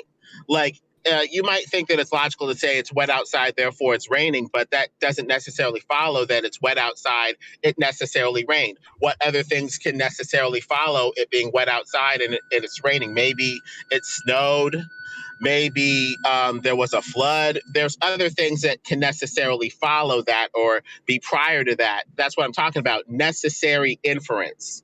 You know, by inference, I mean coming to some sort of conclusion based off of the data that you gathered. So what conclusion do I necessarily have to come to, if any, based off of the data that's presented? If I don't have to come to this conclusion, then what else can I logically infer? In other words, just necessarily cherry pick your way to the conclusion you want to get to and call it a day, right, Lemon? Well, it goes both ways. I mean, if there's inconsistency on my side, then somebody else is going to have to point it out. And if there's inconsistency on their side, I'll point it out as gently as I can. But what inferences are necessary and what inferences are not necessary in this logic? I did point out your intellectual dishonesty, and you just chose to use it as we just agree to disagree. Well, I disagree with that statement because the two pieces of thread stretched across the lens only bend a very slight amount through the entire length of the video. As the video goes up in altitude, the horizon is flat because it's not high enough. And then once it gets high enough to the point where you can see the curvature of the Earth, that thread is still bent the same way. It does not change. There's no reason for the Earth, excuse me, I'm speaking. There is no reason for the Earth to curve at that point unless it's actually curved. So you attach a thread or fix a thread fast to the lens and you expect it to be curved, distorted right next to the lens. That appears to be a very bad assumption.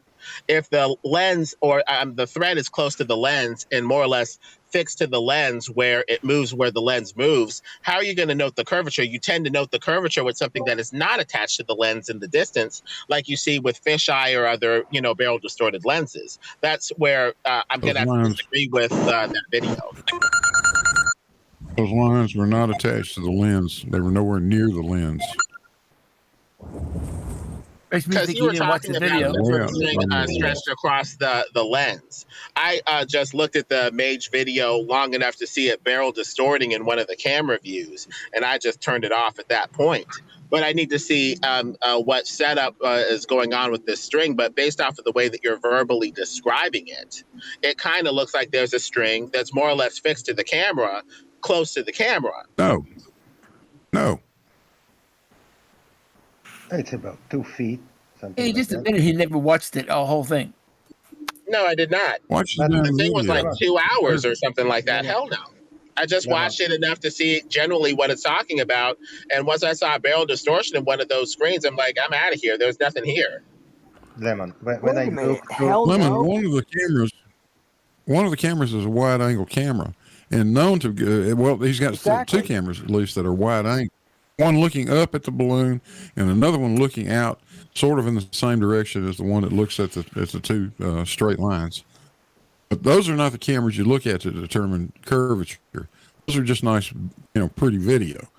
The one you look at to determine curvature is the one that shows the two lines. That is a narrow angle lens, rectilinear lens. That's the one you have to look at. Lemon. If I look through my door, I have a fisheye lens there. It doesn't matter whoever is standing there or how far they are all distorted. Doesn't matter how close they are to the lens. I'll Not have to to watch mention the all the video time that you again. spend on. Not to mention all the Guys. time you spend here complaining or arguing against the flat or for the flat Earth, and then you just said, "I didn't want to watch the video because it's too long." You didn't want to watch the video because you knew that it might prove you wrong, or you might learn something you didn't know. Well, frankly, I'm not really interested in these videos. I've seen very specious globe reasoning, and I haven't really seen anything that's compelling enough for me to watch. Now, I could watch this whole long freaking video again, but what I expect to find, what do I expect to find? Barrel distortion of the lens that's being used to explain the curvature of the Earth when it's nothing more than the curvature of the lens, frankly. Oh, you didn't see that. So you prefer confirmation bias. You're looking at the wrong camera.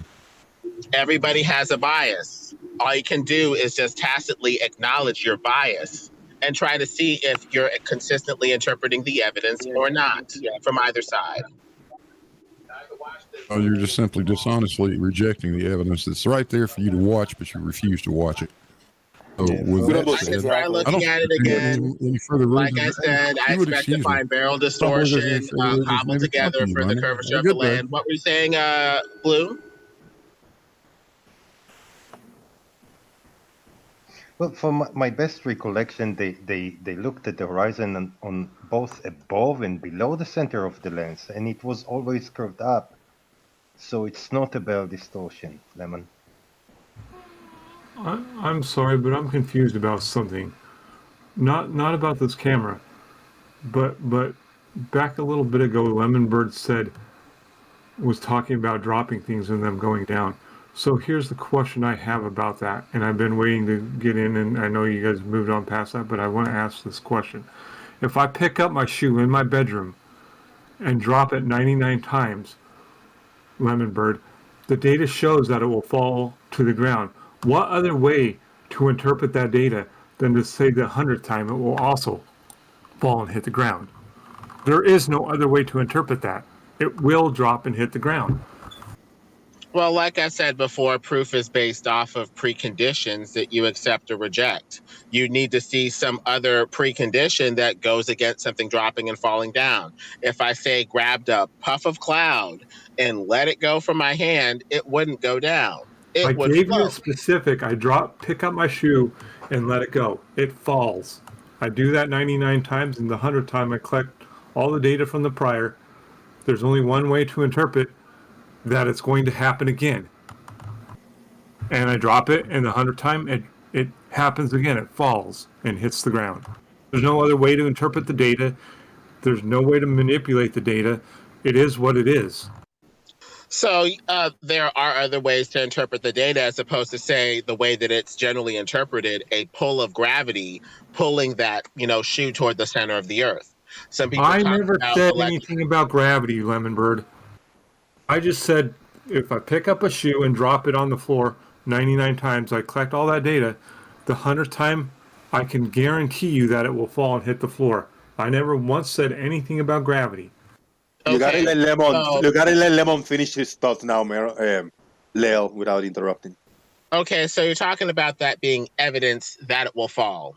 I would agree with you. But in the context of this debate, where we're talking about why that happens, that's where the rub is. But I would agree with you that it will most likely fall, and I would have faith from there that the evidence can only be interpreted as proving that if you drop something like a shoe, it will fall, yes.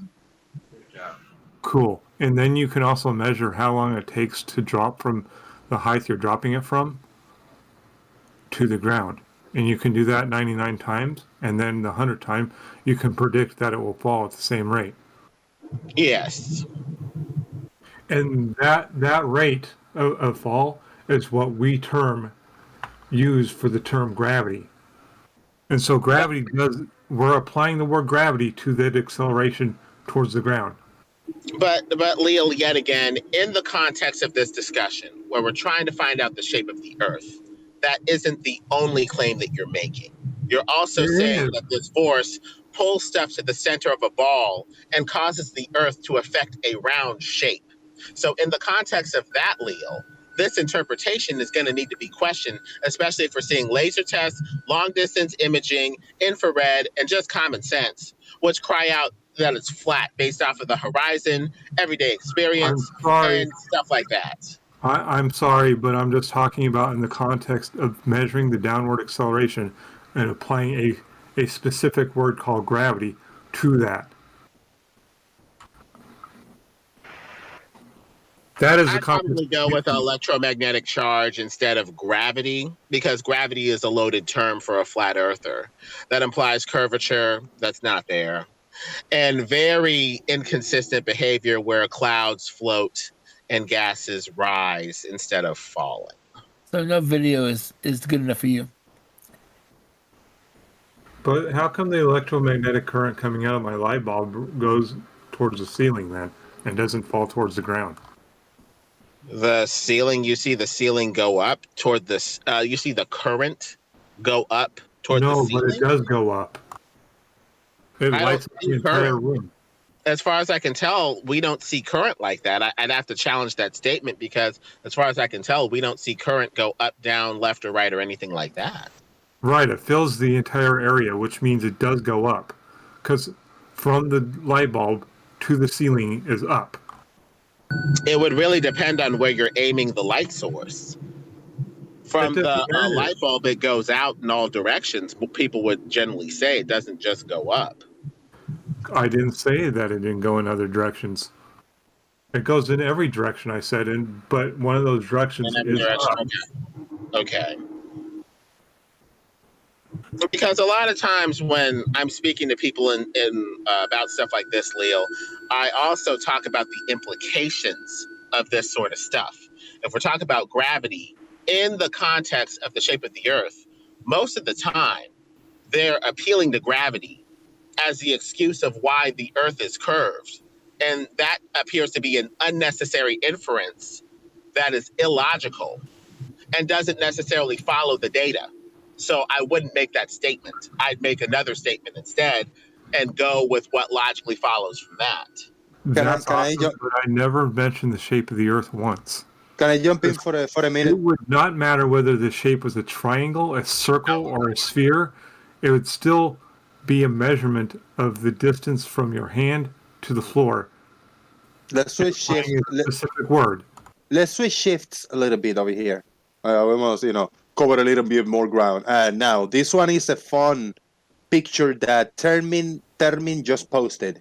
And I want Physicist, if you want to look at that picture, it's in the Daily Boom Uncensored. He just posted it 2 minutes ago. A few minutes, about 5 minutes ago. 43 minutes of the hour. You see, and I'm sharing the screen. If you want to click on my screen share also, I'm sharing that image right now.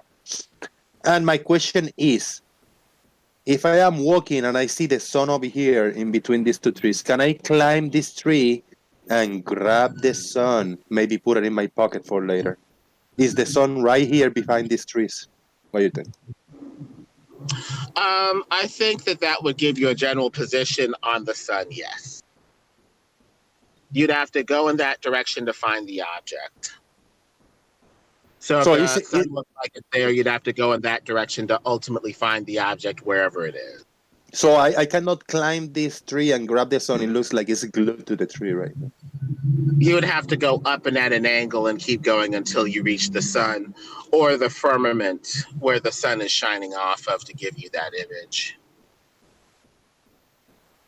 What do you guys think? Look at that. There's another one that Glover Mom just posted, this image. It's like the sun is right there behind those trees. Probably roughly 3,000 miles away based off of triangulation. It might be closer. With refraction over a flat plane, who knows how far the sun actually is and whether or not we're seeing the actual object itself or some image reflected off of the dome. There's a question from the chat. There's a Hold On is asking, do you have any data that supports flat Earth? Anything at all, data-wise? The FE Core 25-mile laser test over Lake Balaton. The Globers poo-poo it for various reasons, saying it's not properly done. They didn't take into account this or that, but long-distance observations, laser test, and infrared like that are good enough for me.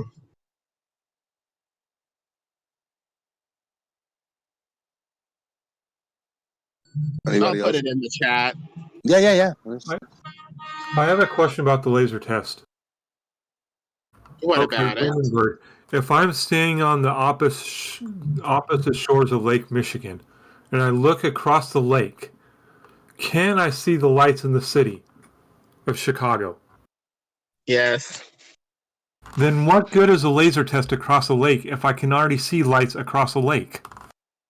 They're giving you a straight standard to measure the curvature of the Earth against. Part of the logic that makes Flatties question the globe is the globe appears to be stated without a straight standard to measure the curvature of the Earth against. You can't have a curve unless you have a straight standard to measure the curve of the Earth against. And the straight standard, or any of the globers that they use to define curvature, appears to be wanting, with little to no observations to test it, versus like a laser or something like that. And so a laser offers some sort of straight standard that travels straight and true enough to measure the curvature of the Earth against, potentially. What laser test have anybody done that shows that? Like I said, the FE Core one. I'm trying to see if I can false. get the PDF. That did not work out. What's false about it? How What's false high was about that it? laser test? It was, I want to say 10 feet off the ground in elevation. I'd have to look at the brochure again, but I thought it was like 10 feet. Mars mushrooms. That's a great picture that you show with the moon right over there, like above the mountain. Yeah. I just want to go to this location and just play with the moon and touch it. Maybe hop. It's a ghost town. It's a ghost town in Colorado, or California.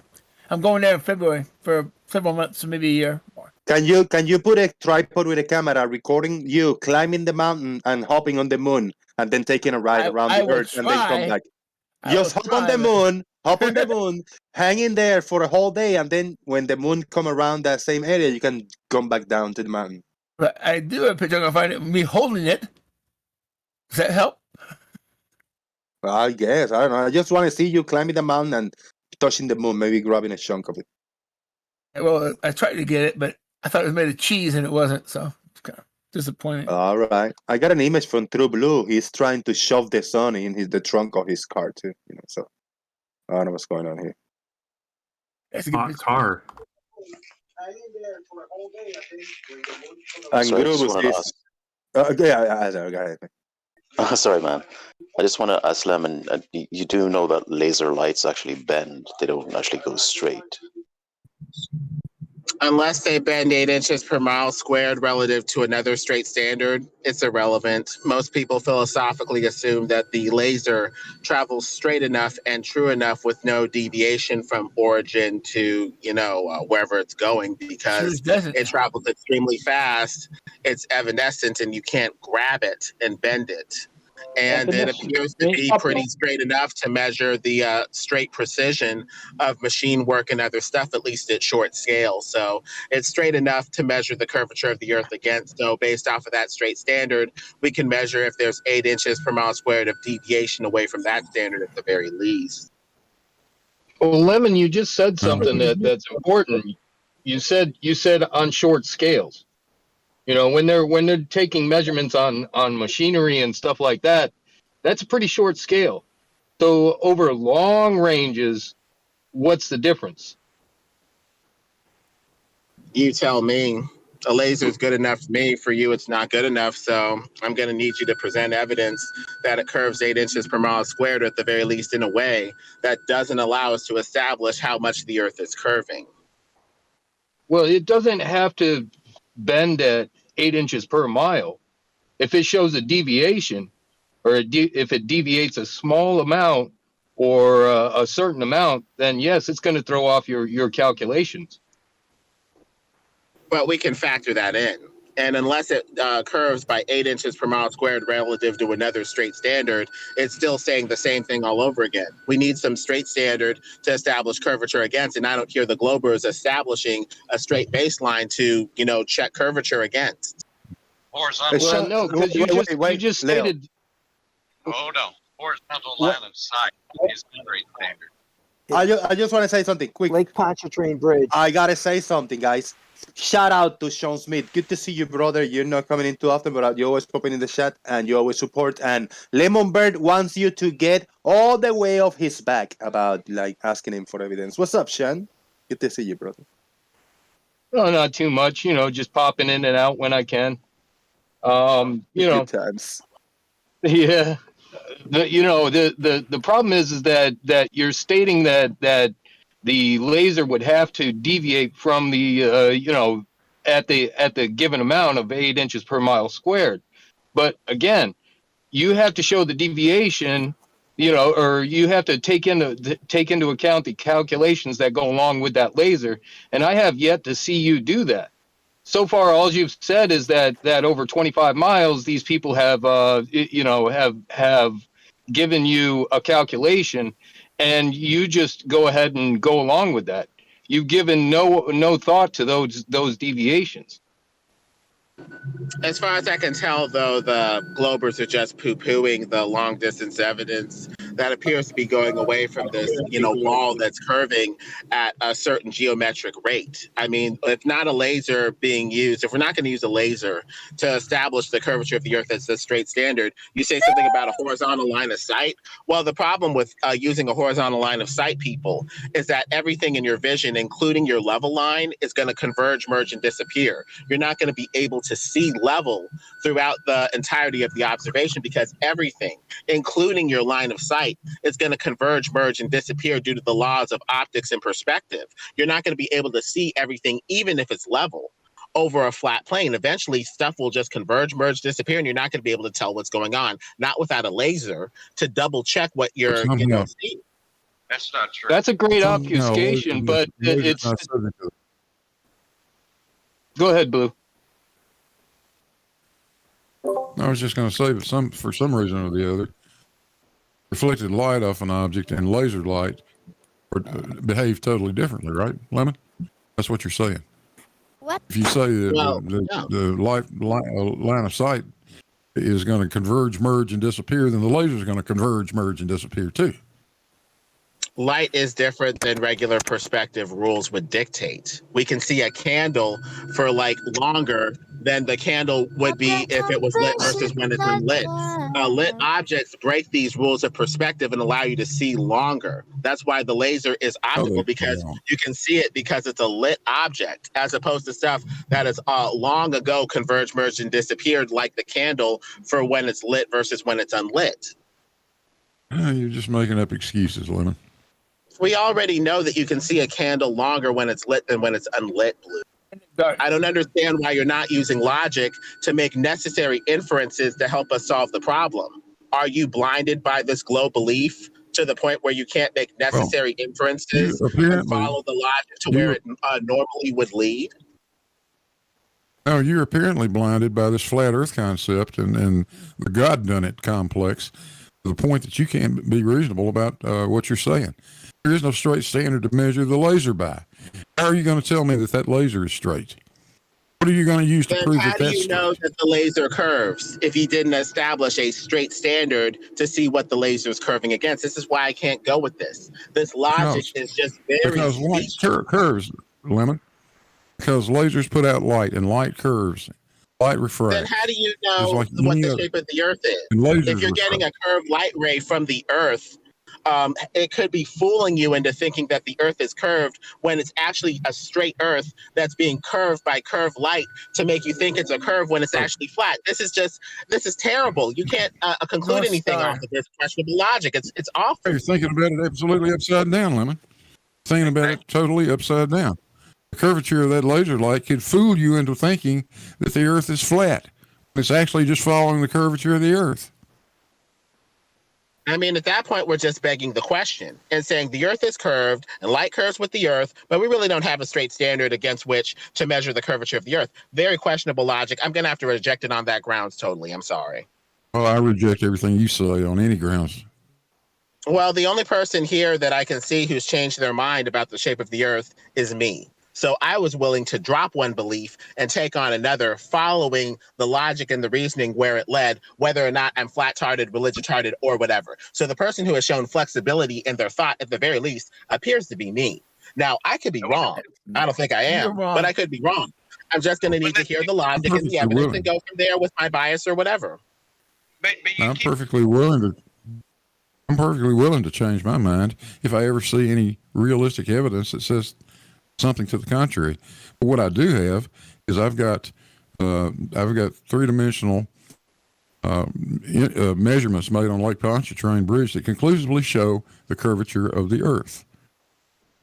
Lake Pontchartrain is just a nightmare. Yeah. I mean, it looks straight from the side. I mean, it looks like swamp gas. I'm not talking about looking at it, London. I'm not talking about looking at it. I'm talking about actual GPS measurements, coordinates, XYZ, Earth-centered, Earth-fixed coordinates of that bridge every 30 meters. Those measurements in free space, and they form a curve. The problem with that is the GPS appears to assume a geoid. It appears to assume the very thing that you're trying to prove, namely a globe. So that's a logic nightmare, because you can't just go with something that assumes what you're trying to prove.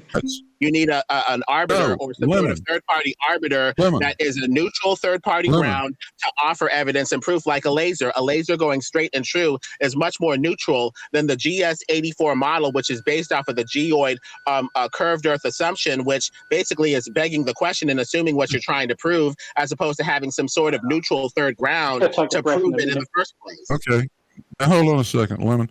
You're assuming that you're making the wrong assumption. The raw GPS data does not have the geoid applied to it. It is an Earth-centered, Earth-fixed coordinate in free space. And those are the coordinates that are plotted that show the curvature. You can't use the stuff after you've applied geoid to it that assumes Earth curvature. I agree with you. Can't use that. That won't show you anything. But when you use those free points in space, it is clearly curved. It's got a 90-foot sagitta in the center of it for 26 miles or 24 miles. I need to look into this, but I'm highly suspicious when you say Earth-centered, like the center of a ball, as in a ball. No, it's a point. Listen, Lemon, it could be. Forget the Earth doesn't even have to be there. It's the point, the coordinate origin for the coordinate system. It's called Earth-centered, Earth-fixed because that's where it happens to sit. Forget about the Earth. It doesn't make any difference. It's just a coordinate system. That's all. The distances that you get are on the order of 6 or 7 or 8 million meters. And you get them at X, Y, Z, and that plots out to points in space. Free and clear of any geoid or anything else. So you have XYZ coordinates relative to free space, but I mean, even when you say free space, that's suspicious to me because you need to have something solid, like, to measure this against. Are you measuring against the surface? Are you measuring against the supposed center of the ball Earth? I get very suspicious with this stuff. It's measured to the origin of a coordinate system. Can you not understand that? It's fairly simple. And where is it located? Where's its center? Missing in what you're talking about. I don't see the center here. Is it where you're standing on the surface? Is it the center of the ball? Where is it centered? It's around, 6,500 kilometers away from that bridge. That's where it's centered. Are you talking about the center of the Earth? No, it doesn't matter about the Earth. Earth doesn't have anything to do with it. It has an origin. It's a coordinate system. It has an origin. That origin happens to be about 6,400 kilometers away from the bridge. Where is that? 6,400 miles or kilometers away from the bridge, Lemon. Let's make sure that we're communicating with each other very quickly, very clearly. 6,400 kilometers. Do you mean 6,400 kilometers to the center of the Earth? Yeah, toward the center of the Earth. Yeah, that's where it is. That assumes a ball. The only way you can have a center like No, that is with Lemon, something like a it does ball. not assume a ball, Lemon. That's bullshit. You're just trying to wiggle your way out of it. It does not assume a ball. It's just a point to put the origin of a coordinate system, and that's where it is. So 6,400 kilometers to the center of what appears to be a ball assumes what must first be proven. And based off of begging the question No. in that specious logic, we're going to need a third-party neutral arbiter between the two things that we're trying to prove that's a bit more neutral, like a laser going straight and true over the surface. That is all. We're just going to need to recognize and understand that those measurements are in a free space coordinate system. They happen the origin of which happens to be Earth centered and Earth fixed. That's all. It means that things on that we're not moving with respect to it. It's not rotating. It's rotating with us. Well, we have to be clear about what we're talking about with this stuff. Basically, you're talking about a coordinate system in free space. I mean, I don't know if I could go with visual space being anything that you could base a coordinate system off of, because when we're looking out through visual space, Mr. Blue, everything is converging, merging, and disappearing. Even the unit of visual space that you're looking through, even if you're looking out through a 1 foot by 1 foot by 1 foot unit of air, visual space, that appears to be converging, merging, and disappearing, just like a 1 foot by 1 foot by 1 foot object. Drop all the And so how can you converging, base merging, a disappearing coordinate system off of anything visual unless you have discrete parts of vision that don't disappear like that, that are around for the whole part of the counting all process? that nonsense. It's impossible, This Mr. is Blue. there's nothing visual about this, Lemon. Drop all that visual, converging, merging, disappearing nonsense. There's nothing visual about it. Put your little finger up out in front of your face somewhere. Hold it still, and that can be the center of a coordinate system, Lemon. It doesn't make any difference what's under it or around it, or how far it is away from anything else. You could call that the center of the coordinate system, and you could measure the distance to every object in the universe from that point in X, Y, Z Cartesian coordinates. That's what GPS does. As far as I can tell, though, I mean, if you're trying to base a coordinate system off of something that you can't see ultimately, that's going to converge, merge, and disappear, it does kind of seem like the math is going to be a little warped and maybe even curved. Maybe the curvature that, quote unquote, what we're seeing is from weird optics, where optics are basically converging, merging, and disappearing, and making the units disappear, making the units go all over the place without the need for any hump of Earth curve in the way. Lemon, nothing about this. We're not talking about light here. We're not talking about looking at something. Nothing converges, merges, or disappears. Those coordinates have nothing to do whether that point in space exists, whether the Earth is centered over it or not. Makes no even damn with that, difference. Mr. Blue, we have a problem because a point doesn't exist by Euclid's definition of a point in his Elements or whatever. A point is defined as that which has no parts. Do we have anything like that in reality that has no parts? That's a perfect little point that's idealized. Are you going to? We really don't have that. So Are we're you talking about a lot of seriously- metaphysics here and a lot of Seriously, kind of trust weird me. logic that can be a little problematic. Are you going to seriously, with a straight face, try to tell me that a Cartesian coordinate system cannot exist because of Euclid? Really? As long as we specify that we've been to this Earth center that we're basing our math off of. Has anybody been to this center? Can anybody say, here it is, It is a 6,500 point. kilometers away, here it is, we're going to put a sign here, we're 6,500 miles away from the center of the Earth. Has anybody done that? No. Then you're just using metaphysics and saying this is where we think the center would be if it's a ball. At that point, if you're going to beg the question like that, I'm going to go with a flat plane. What I'm going to you beg the gotta question for a flat plane. So why does all navigation? Then why does all think- navigation work? I think maybe what you ought to do, There's a Lemon, lot is of go away and systems take that a can work, geometry sir. class. A lot of Stop systems that can talking work over me. even with Hold on, balls hold on, or Lemon. 1 second. I'm sorry. Somebody caught in front of Blue, and Blue is trying to wrap up his point. I think, Lemon, you don't understand enough about geometry or any of this to be even talking about it. If So you're when you gonna learn a little go- bit more, we can have this discussion. If you're going to go personal, I would rather not prioritize your response. I haven't gone personal, said, you don't know what the hell you're talking about. You're dumb. You're stupid. Shut up. I didn't say anything like that to you. So I'd like to put you at the bottom of the queue and prioritize a new question from somebody else who isn't going ad hom against me, if you don't mind. Now, as to your other comments, why does navigation work? There's a lot of different models that are functional to explain what's going on. The globe isn't the only necessary thing that we need. Just because navigation works is a fallacy, a logical fallacy, a logical step in thinking to say that navigation works, therefore the thing that we think it's based off of, the globe, works. Maybe it's based off of something else, and we're appealing to the globe because of bad, questionable logic, question begging, and things that aren't necessary. Even though it You seem to be cornered here. And you think the laser getting is more excited. accurate than GPS? It appears to be a straight standard that travels straight and true. It doesn't go straight, and it doesn't do that. So you don't have any It standard goes to go straight by. enough. It goes straight enough and true enough for us to render a pretty competent verdict. By changing what the rules are.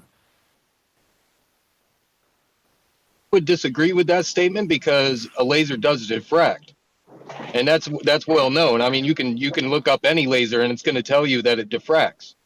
So that saying that it goes straight and true is a false statement. Does it diffract at 8 inches per mile squared? You're probably not going to answer that because that leads to logic that you don't want to accept, that the Earth is probably flat. Oh, I believe. But obviously, I believe we had this conversation previously. You know full well it doesn't diffract at 8 inches per mile squared, so that's irrelevant. It is a straight enough. No, that's your issue right there. I'm sorry, but that's your issue right there. Is that you need it to diffract at 8 inches per mile. That's what you need, but it doesn't have to. All it has to do is diffract a little bit, and suddenly your measurements are off.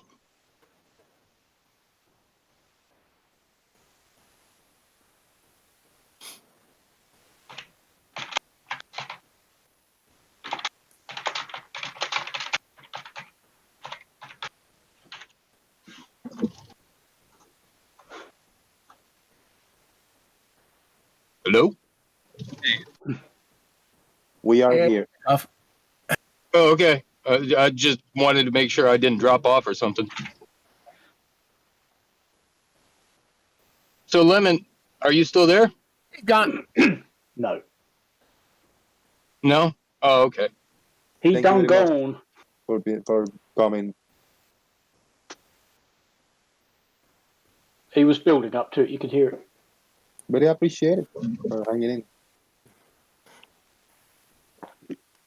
Greater Sapien has a good video of laser bending due to refraction. I don't know if I can find it.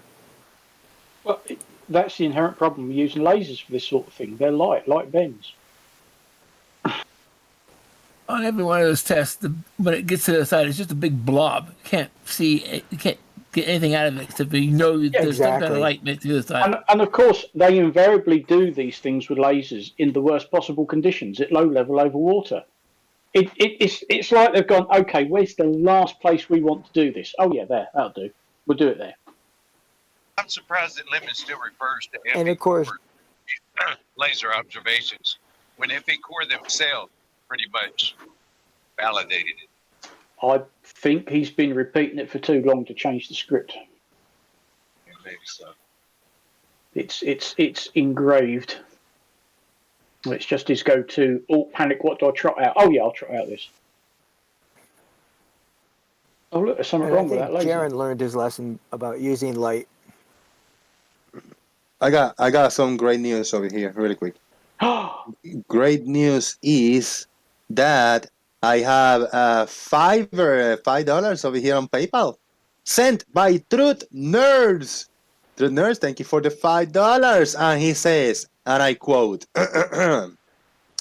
"This is ridiculous. You can use any fixed point on Earth's surface as the origin. Spheres do not become flat by rotation or translation.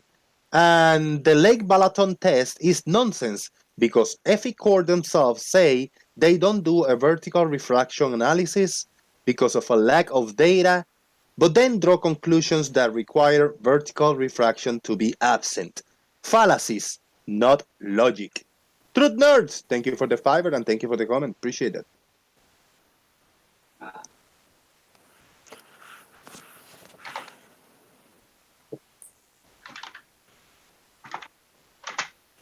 Well, that was fun. The show went to the peak, to the most viewings, to the lowest. It went from like 60 to 40 while Lemon was here. So it was all right.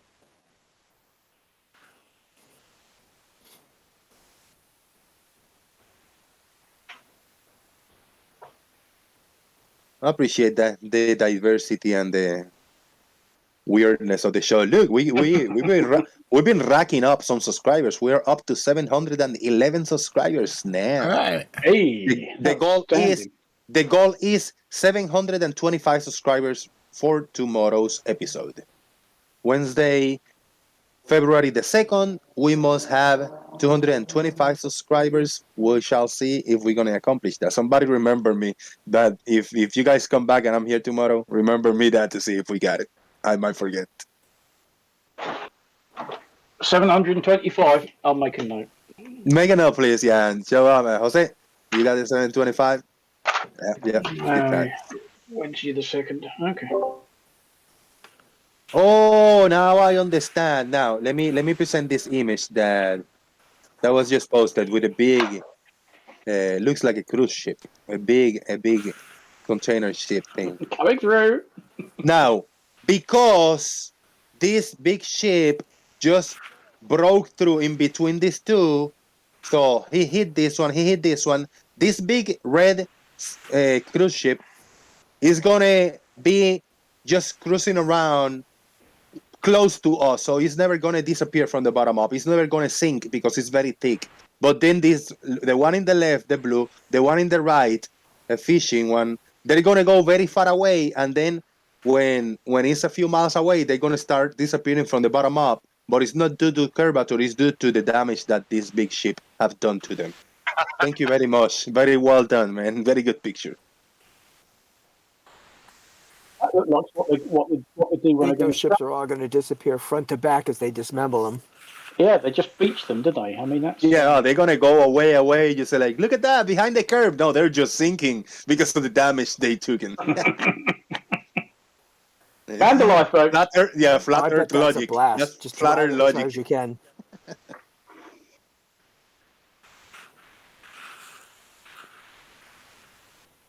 You got to love it, man. We're going to stay another 10 or 15 minutes and then we'll do final thoughts. I'm going to wrap it up short today. I want to draw something, guys. And I told you guys, share something that you want me to draw. But let me rephrase that. Because somebody shared the first image was Bev. Some Bev standing and some memes. I don't want to draw any of that. I want to draw something colorful. I want to draw either like characters like Marvel. I like Marvel characters or old cartoons like, I don't know, old video game characters like some Disney characters or something. Like, I want to draw something like it's drawable, like something cool, something cute. I want to draw something like it's nice and appealing to the eyes. I don't want to draw an ugly Bev meme, I don't want to do none of that. Here's a thought. Good old Wile E. Coyote out the Roadrunners cartoon. Yes. I was actually looking at some pictures. And he was always using Acme inventions. How about having him ride a SpaceX rocket or something? I love it. Yeah, that's a good idea. You see, thank you. Yeah. Now, I would like to encourage you guys to just tag me either in the Daily Boom or use another channel like maybe the Music and Arts. But use the Music and Arts room in the Daily Boom.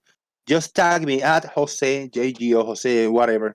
Tag my name and I say like, hey, for idea for drawing, and then either post a picture that you want me to draw or type something like, hey, like you Farmer's Boy. You remember that? Like, hey, Wile E. Coyote riding a SpaceX rocket. And then I will click on me and I will sit down and say, all right, hey, I got a few ideas. Now I'll start, scrambling. I find some pictures of Wile E. Coyote on the internet and then I'll make it my own, tweak it around. So please give me ideas, guys. You could have Wile E. Coyote on the first stage and Roadrunner on the second stage, and they've separated. I don't know. Yeah, that's good. And then I can like do the how do you the little blueprint, do kind of a little bit of a drawing in the afternoon, sit down before going to sleep. I draw a little something kind of on pencil, very light, and then in the show, then I come in and I actually draw it and I paint it and do it live over here. I put a little camera in the corner and I got it in the corner on YouTube, and I'll be drawing as we do the show, you know. But I want to do something like that, you know, to have something to look at in the meanwhile. Yeah.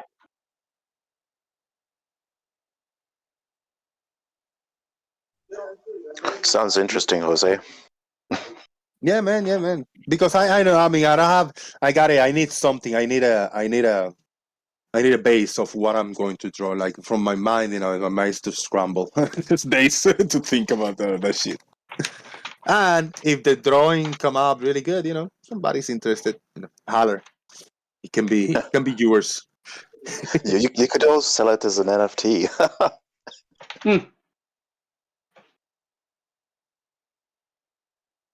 Like I was really happy when I drew the first one. I bought a good drawing pencil, coloring pencil kit, and I bought a nice drawing book. And the first drawing I did, I said, "What do I draw? Let me open the internet and let me look for an Iron Man picture, you know, like whatever Marvel." So I found a cool Iron Man picture. I drew it. It was really cool, and I enjoy doing that. You know, I want to draw stuff like that.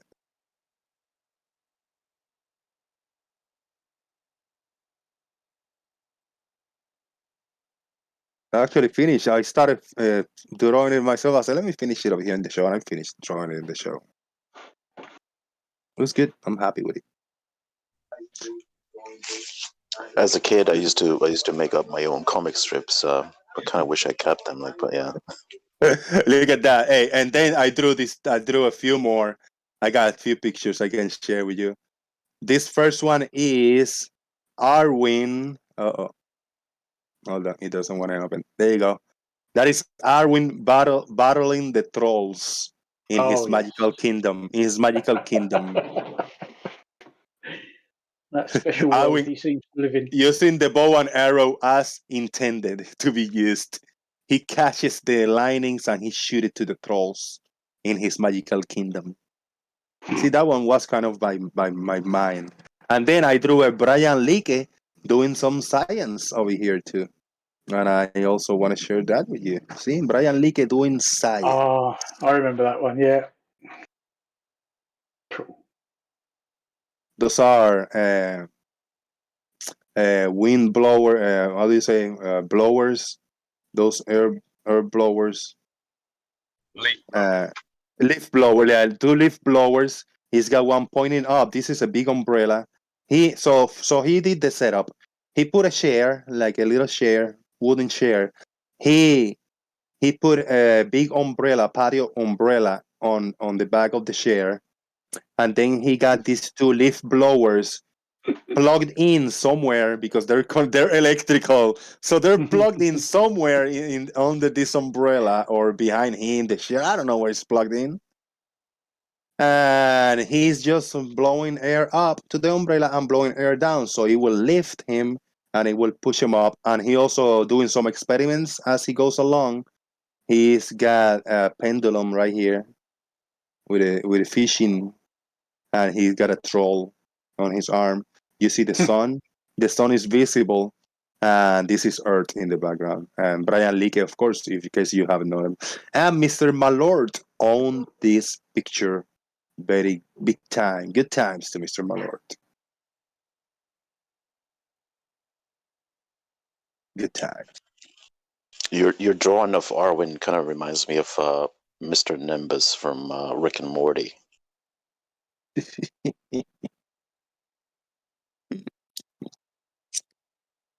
Mr. Malort is going to copyright me sharing this screen because he owns it. Shout out to you, man. Yeah, Arwen did a massive unbanning. He unbanned everyone again. Did he? Wow. Yeah, he's going to get in trouble again, though. Oh, man. Yeah. He needs viewers, man. He needs more viewers. Is he pushing? He's not pushing his luck again? Is he with what he says? Oh yeah, well, he's just getting very loud. You know, I'm sure that he can be heard from the street. Oh, that is loud then.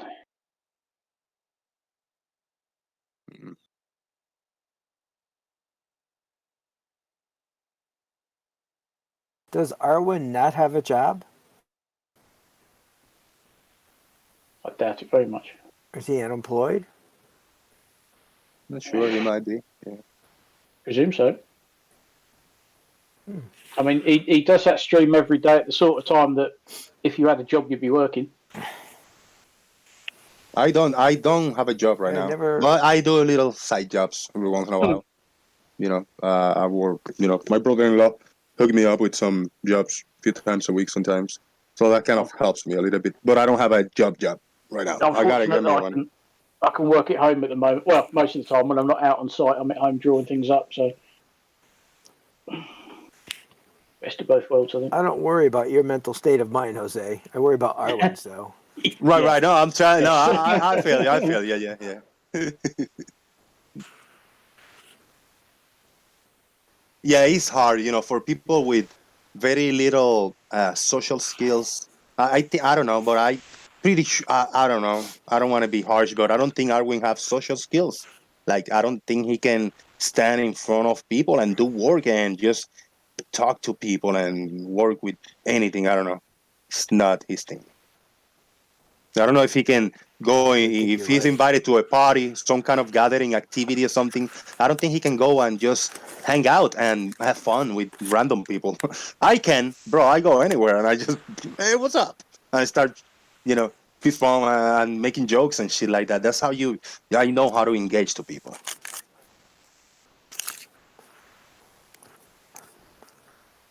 I think Arwen has convinced himself that he is a superior intellect, thinking decades ahead of everybody else. And I think that's just because of the confirmation bias he gets and the trolls in his room that just kind of feed his humor. Big shout out. Is you crackling? When you're not speaking, can you mute Steve Rorino? When you're not speaking, because it's a lot of background noise. I got questions. Saludos a I got questions. Perdí el canal que tenía antes. Me hackearon la cuenta y lo perdí completamente. Me lo borraron. So perdí todos los videos, toda la información. Y estamos construyéndolo del piso para arriba. So, gracias por encontrar el canal. Mantenerte suscrito y corre la voz. Comparte el canal y el show con otras personas. Lo perdí, sí, me lo hackearon asquerosamente y lo perdí todo. Pero aquí estamos construyendo del piso para arriba. Shout out to I Got Questions.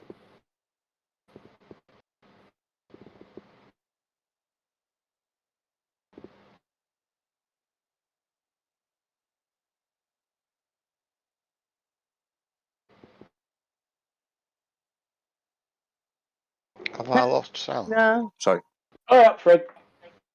Oh, yeah, I'm here. You are indeed.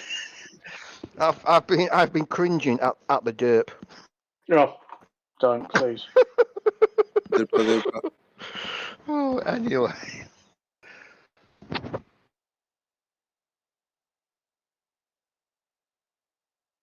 This is one.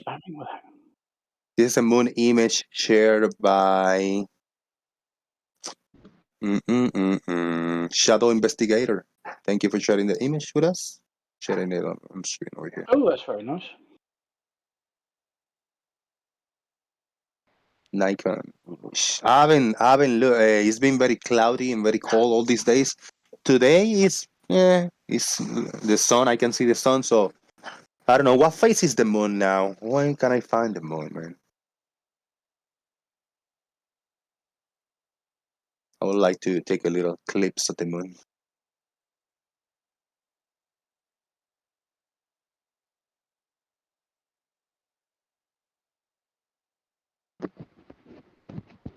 It doesn't exist, you know. It's a thingamajig. Is it? Oh, I suppose you've got a good sight in the DISS tomorrow, but it's too cloudy. Where's the moon faces? Come on. Moon face.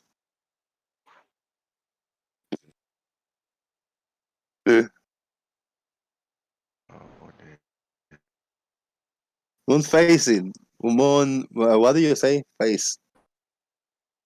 Face. With S, right? With S. F-A-S-E. No, Oh, pH. Oh man. I think Google's quite good Is at it lousy pH? spelling now. Yes, it's a pH for phase. Yes. What is I thought it the was like Fred. what do I click? Why do I click over here? The first one. I'm gonna click the first one. This time and date. You do know Moon the moon phase. is just the flip side of the sun, and it's just reflecting off the firmament. Wait, hold on. Is the moon phase very? Is it the new moon like day? It's very thin, right? Very super thin. Justin, mate, if it was a new moon last night, what happens when they run out of them? So it's 0.8%. That means that it's very thin sliver of the moon, right? Yes, it Okay. was just a new moon. So yes, it's right. It's just barely starting to wax. Do you think I'm able to see it today? Got it, right? Well, I can't. There's too much bloody cloud as usual. But at what time should I be able to see it over here? Sunset. That's a tricky one. Right after sunset or near sunset. When it's dark. Just what would be in the sky? Where would we be without you, Fred? Eh? What will it be in the sky? You know a lot more. I don't know, 5-6 degrees over the horizon. Maybe. I'll try to figure it out later.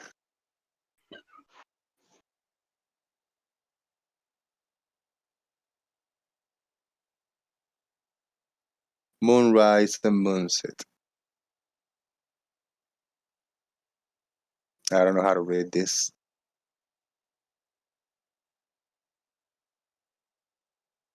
The moon set at 6:50 p.m. So I don't know if it's gonna be live bright over here. I don't think I'm gonna be able to see it.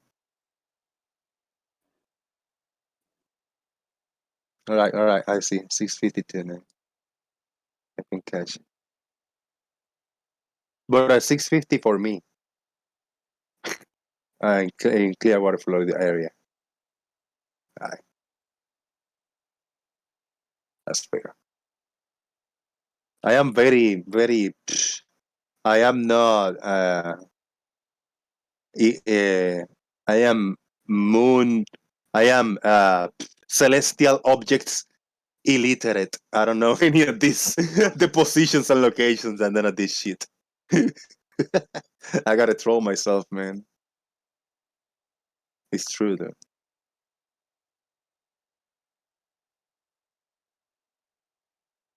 What does that mean? Is that insulting myself when I say I'm illiterate in certain topics? There's nothing wrong with admitting things like that. We can't all know everything. As a matter of fact, I'd say it's a sign of intelligence that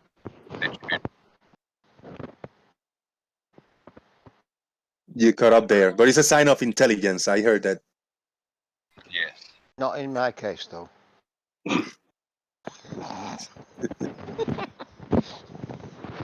Oh, well, I've had a really good day today. Yeah? Yeah. No, I went to Big Work. Ah. Big work. Big work. Big work. And we had a couple of whooshes on the straight thing.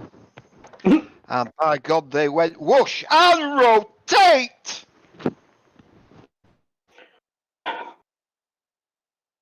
We got it right here. Duh. Of course, when it's new moon, it's very close to the sun because the new moon is the phase when we get when it's a possibility to get a solar eclipse, right? I mean, of course, Jose. Yes. So it's gonna be very close to the sun. If I want to catch it, it's gonna be almost impossible because the sun, when the sun is behind a bunch of trees, and where I am, I don't have a clear view near the horizon, so I'm not gonna see this thin sliver of the moon today, fortunately. Of course, Jose. Come on. Now, if I put, can I move times over here? Okay, plus 1 hour, plus 6 hours. What time is it now? 3, 6, 9, no. Plus 1 hour. Okay. Plus 1 hour.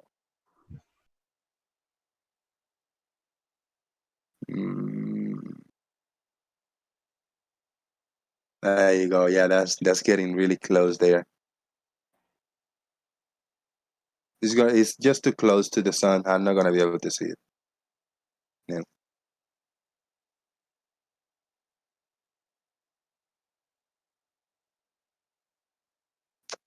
Thank you.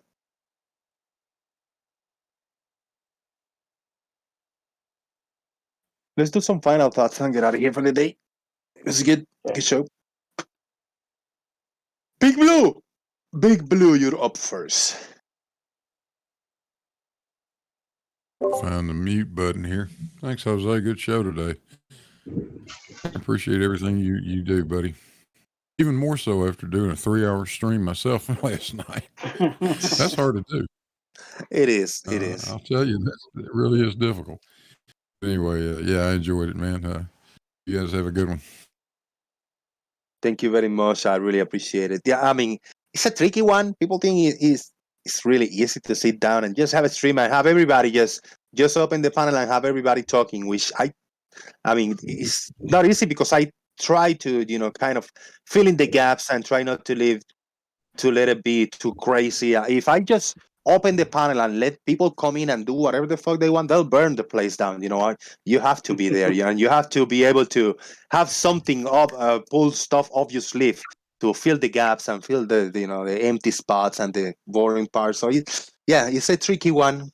Looks easy, but try to do one like almost daily show. It's 2-3 hours. It's not easy, man. Shout out to Blue, man. Man, my hat's off to you, buddy. Thank you, brother. Farmer's Boy, wrap it up, man. Thank you very much. It's been a great show. I think we've had a little bit of everything, haven't we? We've had some decent discussion. We've had some face palming moments. I've enjoyed it. Thank you very much. Thank you. Yeah, very interesting. And the results of the poll are in. The poll. 91 people voted. This is the biggest amount of, biggest audience that have voted so far. 91 votes. Can you scientifically prove things? With the less amount of votes, science must prove things. 3% thinks that science must prove things. 25% of the people, 25% of the people say yes, you can scientifically prove things. Slightly above with a 29%, can you scientifically prove things? There's no such thing as scientific proof. So that's in second place, but the first place, the answer is no. You cannot scientifically prove things. That was, thank you to the audience that voted. Just take the results with a grain of salt. This is not a scientific poll. So keep that in mind. It's not hardcore proof of that is the answer. Thank you very much, everybody, for participating. Thank you, Farmers Boy, one more time, man. Yeah, cheers. Fred, the even more magnificent.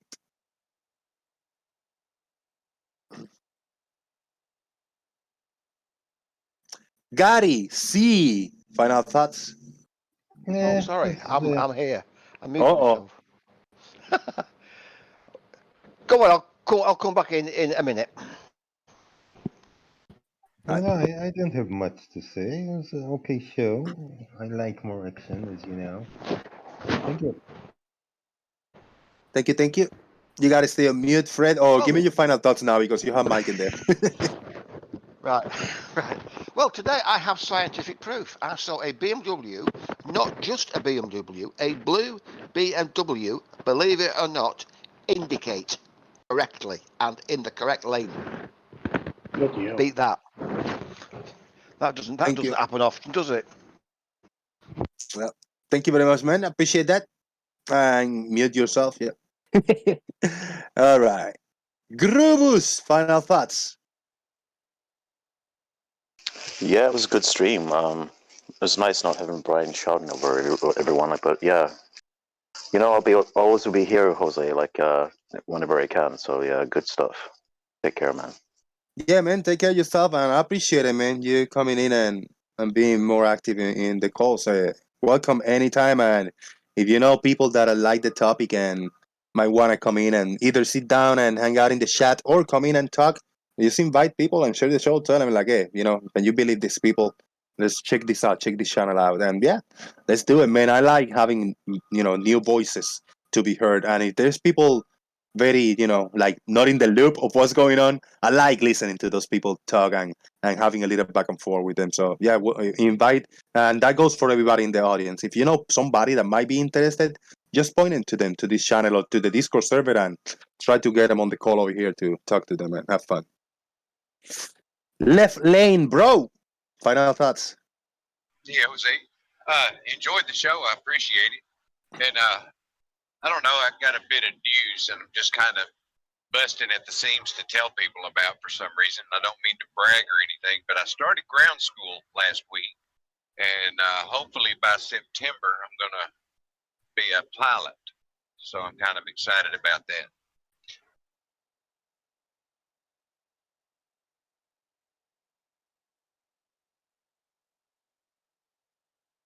That's awesome. Yeah, I'm kind of busting at the seams, and can't wait to get up there. My partner, or the guy that I contract with, he's got a couple of airplanes, so I've been flying quite a bit with him. But I think it's been a goal of mine all my life, and I'm actually going to take the plunge and get the license, whether I ever buy a plane or not.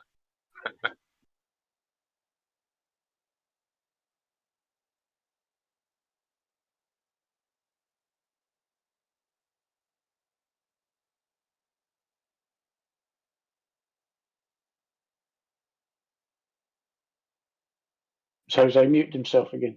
Oh shit! Yeah. Congratulations, Left Lane. Yeah, keep us in the loop every once in a while, brother. Yeah, thank you for that. Mark Mushrooms, final thoughts. Well, when you're not muted, you do a great show, man. But I have one thing. I came in late. Did I miss the squeaky globe? Yes, you did, but this is just for you. Here we go. Don't mention Hey! No, that is just for him, brother. There you go. You got it. Thank you, brother. Thanks, man. Sean Bro Smith. Sean Bro Smith. Thank you for coming. Final thoughts.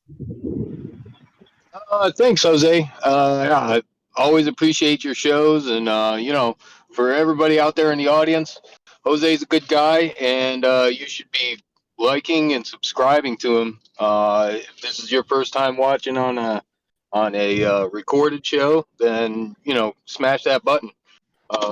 Jose's been at this for a little while, and trying to get him back up to where he was, because he had a full board before, and now he's kind of got pushed down. But other than that, as always, the earth is still beautiful. Thank you very much. Very well said. And thank you always for your support and checking in. And yeah, I'm excited. We racked up 6 subscribers as the show was in live. We began with 706. We are up to 712 right now. Thank you very much to everybody that subscribed.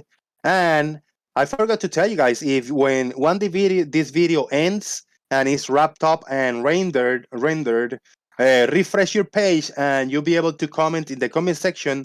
The first comment in the comment section that is going to be posted today will be pinned for everybody to see. And if you guys see the comment section pinned, give it a like. And also, even if you're not the first comment something in the comment section of this stream when it's up, or for everybody on YouTube.